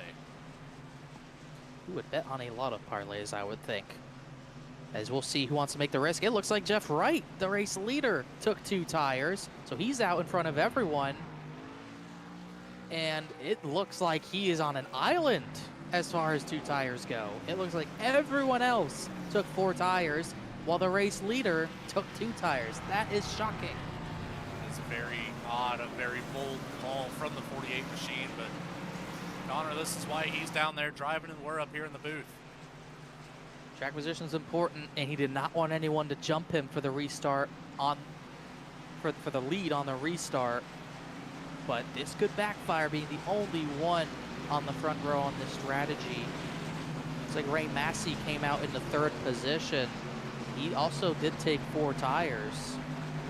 He's in 4th, excuse me. So Banks 2nd, McWhorter 3rd, Massey 4th, Turner's now in 5th. Then Kibbe, Carwile, Sturgill, Jonathan Smith, and Ortega, the top 10. But this is a big moment for Jeff Wright's points lead and his chase hopes if he starts to fade because of taking no left side tires. Yeah, this is a very bold strategy, like I said, but he's obviously one of the guys that put down a lot of practice time. He might have practiced this long run, get some wear and tear on the inside tires, put some outsides on it, see how the car drives. It might have been to his liking enough to be comfortable to make this call this late in the race. If anyone has the speed to do it, it's the 48. We'll see if he does have the speed to do it tonight and get a Bristol victory. He'll take the outside on the restart to pin Banks to the bottom and maybe bring Ray Massey into the battle for the 2nd position. As we cross midnight on the East Coast, it is officially turned into Sunday morning racing here, and we still have about 28 laps of racing to go. Jeff Wright on 2 tires, everyone else on 4 tires. The restart to the line. Jeff Wright gets out in front of everyone, the green flag back out, but Banks, a great restart, will stay 2nd. Jeff Wright wasting no time to make sure that he got the position he wanted, but it is an all-out battle for 3rd, 4th, 5th, and 6th. Stacked up 2 by 2. Right up to the top side to block the 35's advancements on the outside. McWhorter and Ray Massey will battle for 3rd. They'll stay side by side and drop further back behind these top 2 as Turner looks to the bottom of Kibbe for the 4th position. As McWhorter sideways off of turn number 4 is going to lose that battle for 3rd, and he might lose 4th, and he will to Kibbe. Now he's pinned on the bottom. He might start going backwards. Yeah, the bottom's not where you want to be. We've seen this high line working all night long. Banks fired it into turn 1, trying to get positioning on the 48, but Jeff Wright strong under pressure so far this run. Able to keep the lead, able to keep Joshua Banks at bay as Miller and Bergeron do battle. They made a little contact back there as McWhorter continues to fall back. He's now in a battle for 6th with Michael Sturgill, with Reggie Ortega lined up right behind the 3. Well, battle for 2nd. Massey has caught McWhorter. They're tight between those top 3 at the front. Massey showing short run speed here at the end. Here goes Banks looking to the bottom, looking for the clean air on the nose right. Big wiggle off of turn number 2. Banks could not take advantage of it though.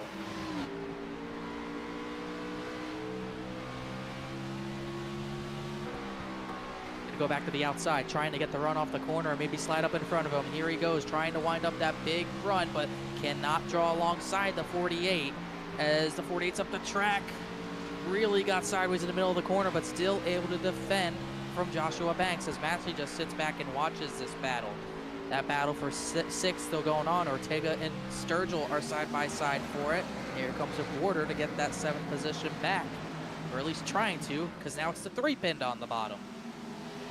Back up there. Oh, big move. Banks tried to slide up in front of the 48. He almost put him in the wall. He did hit the wall, and Banks has to settle back for a second. That was a huge send into 1. Excuse me to cut you off. I thought they were about to wreck.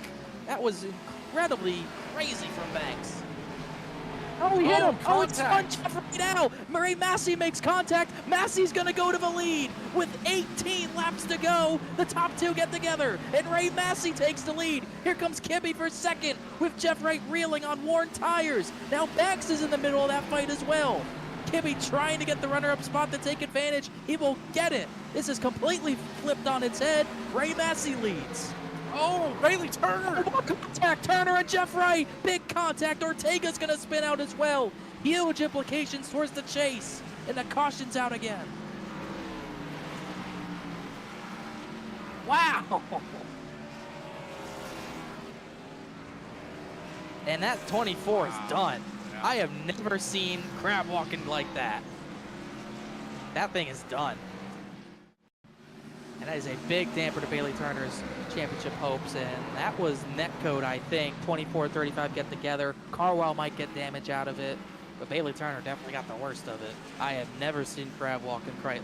I've never seen a car that sideways after an incident and drive away. What a battle, goodness. Connor, who else do we want to take a look at that got caught up in this? I know Ortega caught some damage. Trying to see how much damage the 48 got. Looks like he got a lot of rear end damage out of that. This is already after they came together. You'll see them kind of get hooked together here. Yeah, 48 got big damage. Banks might have big damage. Ortega actually might be okay. He really only just spun. Jeremy Miller did a good job avoiding. But this race has completely flipped after the 35 and 48 came together, battling for the lead. I wish we could get a look at that, because this reminds me of Chicagoland all over, when it was Joey Chapman and Joseph McWhorter battling for the lead, coming to the checkered flag. They wreck out of 4, and who picks up the scraps and wins? It was Ray Massey. It wasn't a white flag lap, but Massey goes 3rd the 1st after the top 2 take each other out again. Lining up almost just like that. Joshua Banks electing for tires and fuel. No damage being fixed on the 35. But Jeff Wright just now pulling out of the pits. Able to get some damage fixed, but man, look at that back bumper completely caved in on the 48. Remember, it's chaos like this that derailed his title hopes last season. And he came in tonight with a 17-point gap over the 24, who's destroyed, but he also had a 17-point gap over Joshua Banks, who also had the pit there, and then Bell, who's out of the race, Carwell, who was involved in that. Christopher Hodges is not here tonight. He was 28 back, so even with this issue, really the main threat right now would be McWhorter, but he started tonight 34 back, so it wouldn't be the end of the world if McWhorter goes on to finish well and Jeff Wright can't. But he had such a big opportunity to open up that points gap, and it might not happen here tonight. Yeah, that's very unfortunate for the 48. Also with Joshua Banks, Bailey Turner, big damage out of that. So, you know, it's not only has it flipped this race on its head, but it has flipped the point standing on its head as well. I would say that it would be very likely we'll see a new points leader after this race, no matter what the outcome is. We'll just have to wait and see until after the race. That's if anyone does the points. It's late already, 12:06 East Coast. We end this on Sunday morning, and with new players at the front, Ray Massey leads, but he does have a lot of right front damage. Kenny Kibbe, a spotless Camaro, will restart in second, with Carwell in the 4th position, who will get the jump as Massey picked the top. McWhorter in 3rd, Jeremy Miller and Jonathan Smith in the fight still as well. Massey gets away. He gets a big wiggle on the restart, though. He did not get away, but he'll keep the lead regardless on the green flag restart lap.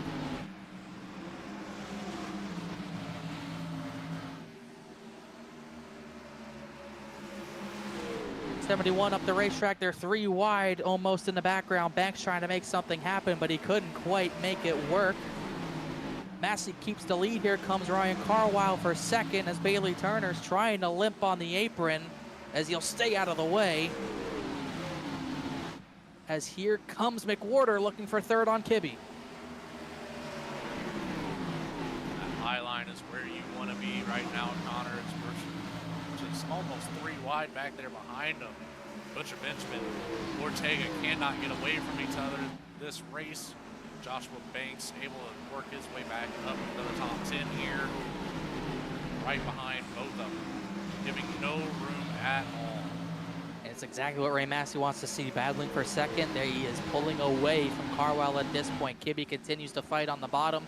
Banks still trying to fight to get back to the front on pressure tires. He's up to the 9th position. He dove hard to the inside of Ortega as McWhorter looked for second. Couldn't quite get it. They're wrecking. Banks and Ortega come together. Ortega hard into the wall. Butcher Benjamin puts Banks into the wall. Here comes Sturgill looking for positions. All hell is broken loose at the end of this race, as next time by will be 6 laps of racing to go. The top 5 or 6 get away from all that chaos, while the battle for second still rages on with McWhorter and Carwile as Butcher Benjamin and Sturgill continue their battle.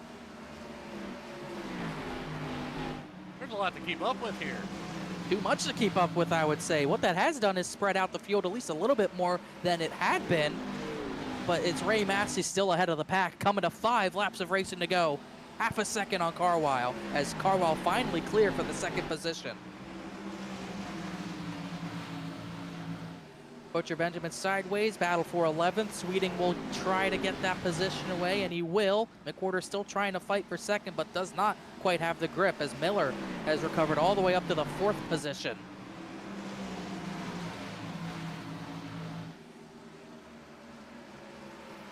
Coming to 3 laps to go. Banks still trying to recover. He looks for 7th on Jerry Bergeron. McWhorter still trying to get Carwile, but just cannot get that bottom line to work. Next time by, we'll have 1 more mile to settle this one at the Last Great Colosseum. As there's a spin in 2. It was Jonathan Smith. No, it was Ortega, but he saved it. We'll stay green. 2 laps to go. Ray Massey just absolutely running away with it at this point as Carwile and McWhorter cannot make headway. This has been a wild one with a red flag to boot. And it's Ray Massey ahead of the field by multiple tenths. White flag's out. This race is official. We are ending under green, and it was the 48 and 35 coming together. Banks slides out of 2. He's going to crash out of turn number 2 with points implications. But it's Ray Massey picking up the scraps out of turn number 4. He will steal one in Bristol.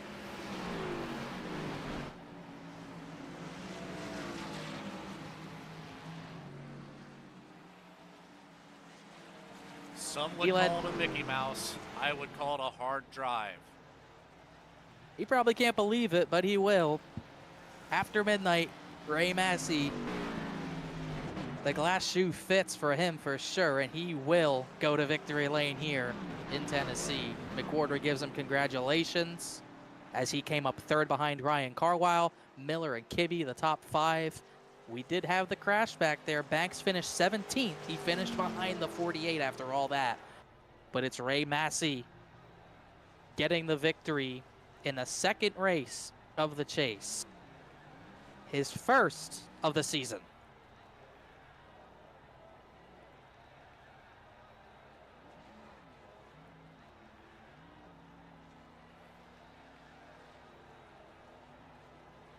He is going to burn it down.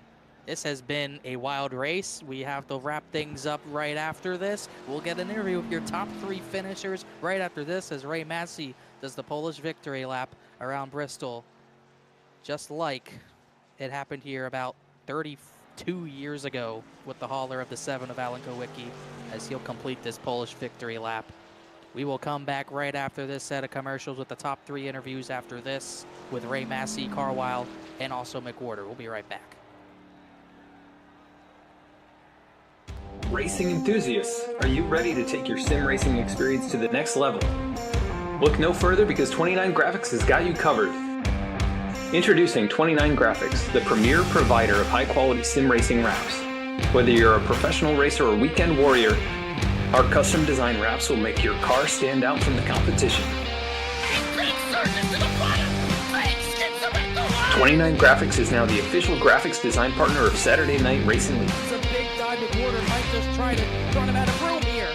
Oh, he bumped in the wall. They're going to crash. They both crash. Contact 29 Graphics on their Discord or the link in the video description.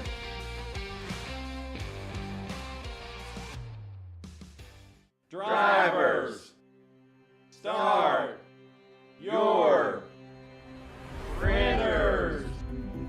To keep pace with the ever-changing landscape of marketing and advertising, let Clark Print Shop help you spot the trends and keep you in front of the pack with all your color printing needs. From business cards to invitations, menus to mugs, we can print anything you need on paper or your choice of over 3,000 promotional items. Visit www.clarkprintshop.com to browse our online catalog and place your order today, or call us at 276-889-3426. For a limited time, use the code iRacing for 23% off your first purchase. The staff at Clark Print Shop looks forward to handling all your color printing needs. In the heartland of our country, something magical is happening. At Walkin' and Rollin' Costumes, we know the power of community, of hands coming together to create wonders. These costumes are symbols of love, compassion, and inclusion. Your hands can craft dreams. Join us at Walkin' and Rollin' Costumes build events and be a part of something extraordinary.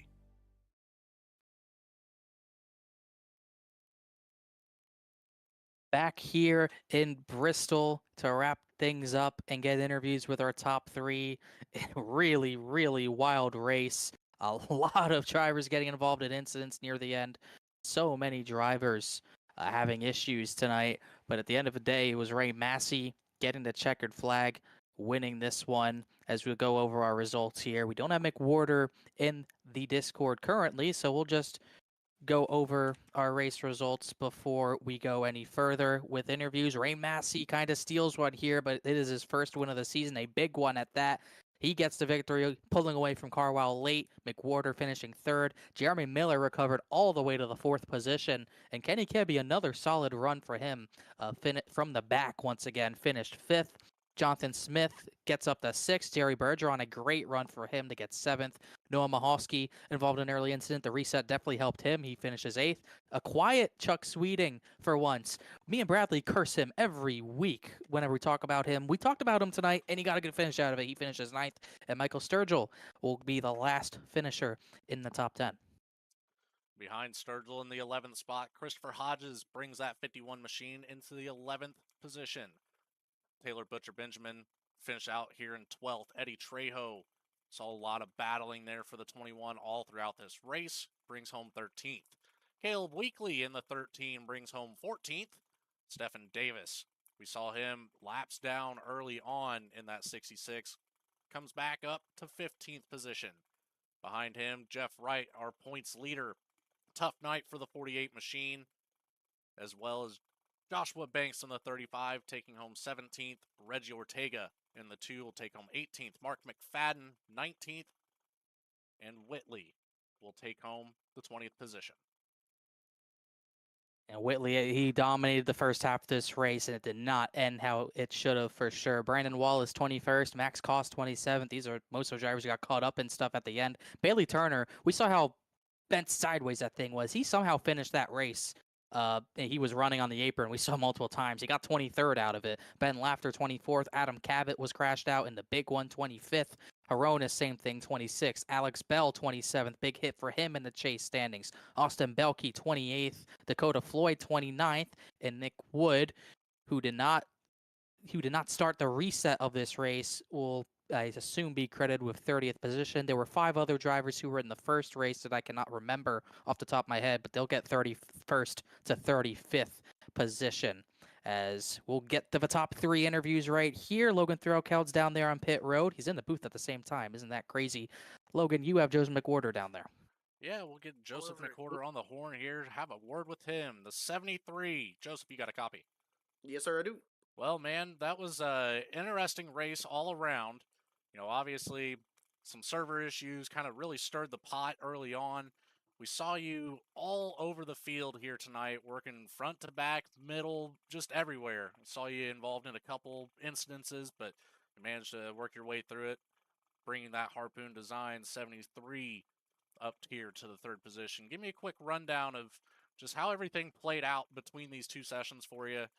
Obviously not getting 2nd or 1st here, but cannot be happy with all the struggles tonight here to be in 3rd. I mean, it's just been a long season. I mean, I'm sure it's well documented on VSPEED how much that I've struggled this season. And going into tonight, I really just wanted to have a good run. We started it off with a really good, strong qualifying attempt, and we made our way up to the top 3 pretty quick, and was in behind Mark. Won some good restarts. I was lacking something in speed. I wasn't really liking the way that the front end was smacking the racetrack real hard. You almost had to. I was driving it a lot different than what I've ever driven here, so it was kind of hard to get used to with how it was kind of bumping that front end against the splitter there against the racetrack. But yeah, I mean, we were kind of all over the place, mainly just because of strategy.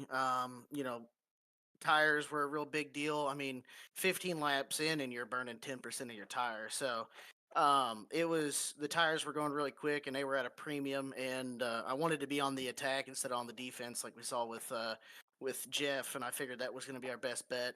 I tried being patient there while Banks was all over the back bumper at Jeff there late, kind of letting him have a chance at it. He cleared himself on accident, and he got some damage from it. Somehow I didn't get damage from it, but he was getting really tight, and I wasn't sure if he wanted to let me, because I let him around. I wasn't sure if he was going to let me back around and see if I could go get Jeff, or what we were trying to do there. I was just trying to play patient and see if maybe they couldn't get into a scuffle, which they ended up doing. When Jeff took 2 tires, I was not expecting him to do that, so that really shook things up again and took out some heavy hitters. So I'm curious to see what the points are going to look like after the night, and maybe it's put us back into a hunt. I hope so. I mean, we got Dagan next week, so that's going to be a big one. So yeah, I'm tired. Understand that, buddy. It is a late night here. We're not quite used to it being this late, finishing out beyond that midnight Eastern time. But Joseph, what is the team here going to do to prepare for Talladega next week, being I believe the last race of this first round of playoffs? I think the plan is just kind of do what we normally do. Me and Mark are really good at super speedway racing, even though Mark hates super speedway racing, and I'm not a big fan of it either. But I'm glad that we're, in my opinion, the better car on super speedway racing. It is a little setup dependent sometimes, because like if the setup's not really all that well, it doesn't really race well. At Dega, so like I'm hoping that they can get the tape, or get the front end set the correct way, so that way we can have everything to where you can get runs developing and it's not just a too wide log jam. So it's just going to be me and him working together next week, and hopefully executing. We've done that a lot, so we'll see what happens. Sounds like a solid plan to me, Joseph. Anybody you'd like to say thanks to for putting you up here on the podium tonight? Yeah, absolutely. I want to thank Wreck Hammer Racing. Go check them out at wreckhammerracing.com. They're an awesome sponsor of mine. They give me all my race wear that I wear in real life. I'm really looking forward to repping their stuff next year at Springfield Raceway in my dirt car. Unfortunately, like I said, this is probably going to be my last season here. So hopefully we can end it out with a win. And I want to also thank harpoondesign.com, all my teammates, John on a good run tonight, Mark got some damage, Brantley for the awesome spotting tonight, Daryl as well. Awesome paint schemes by him. Go check him out at harpoondesign.com. Uh, who else am I thinking of? You guys for putting on the broadcast. It's weird seeing you up in the booth and not down on the racetrack, but can't wait to go back and listen to Mr. Santa and see how everything turned out. All the admins for the hard work tonight. They really had their work cut out whenever the server died, so I appreciate them sticking with it and keeping everything going. Absolutely. Big shout out to those admins getting everything taken care of between those sessions. Obviously, some weird circumstances, but they handled it amazingly. Joseph, thank you for your time, and we will hopefully see you next week at Talladega. Yeah, hopefully next week I'm putting you a lap down. Oh, we're not doing that. No, sir. All right, see you next week, brother. Then we will move right along to Connor Horn with our second place finisher, Ryan Carwile. Hey, Ryan, it's Connor. You got a copy? Yep, I got a copy. Well, this one took a while. It was kind of like running a marathon, and this was certainly one for the record books. I think that everyone can agree on. But at the end of the day, you didn't lead any laps, but you got to the front when it mattered, and you almost had a shot at the win. What more did you need to get the Ray there on that final run? I think I just needed better luck on the tire strategy. Unfortunately, it went long after I stayed out, and track position is really key here, and that's definitely the big difference there. And obviously, it was a crazy restart. The few restarts before, we were pretty confident it was the 48 or 35s race, but then they made contact. You were able to at least get by all that contact. How wild was the racing after the reset specifically? Because it just seemed like everyone was going all out.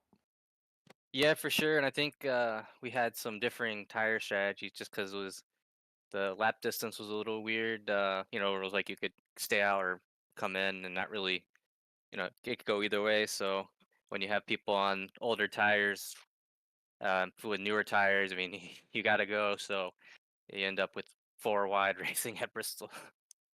Yeah, I did not see 4 wide, but if there was 4 wide, I need to find it because 3 wide was very common tonight, especially on that final restart. But second place after, I guess, technically starting second in the reset, but either way, you get a runner-up finish for today. I believe this is probably your best finish. I think it's your best finish of the season for sure. So congratulations on that. A good run for you in that Mustang. And when you want to thank, shout out. I'd just like to shout out the league admins for figuring everything out so quickly and putting everything back together, because I don't envy that position at all. Yeah, definitely a tough situation for everyone. You stuck it out. Other 29 drivers stuck it out. We stuck it out too. We got a good race.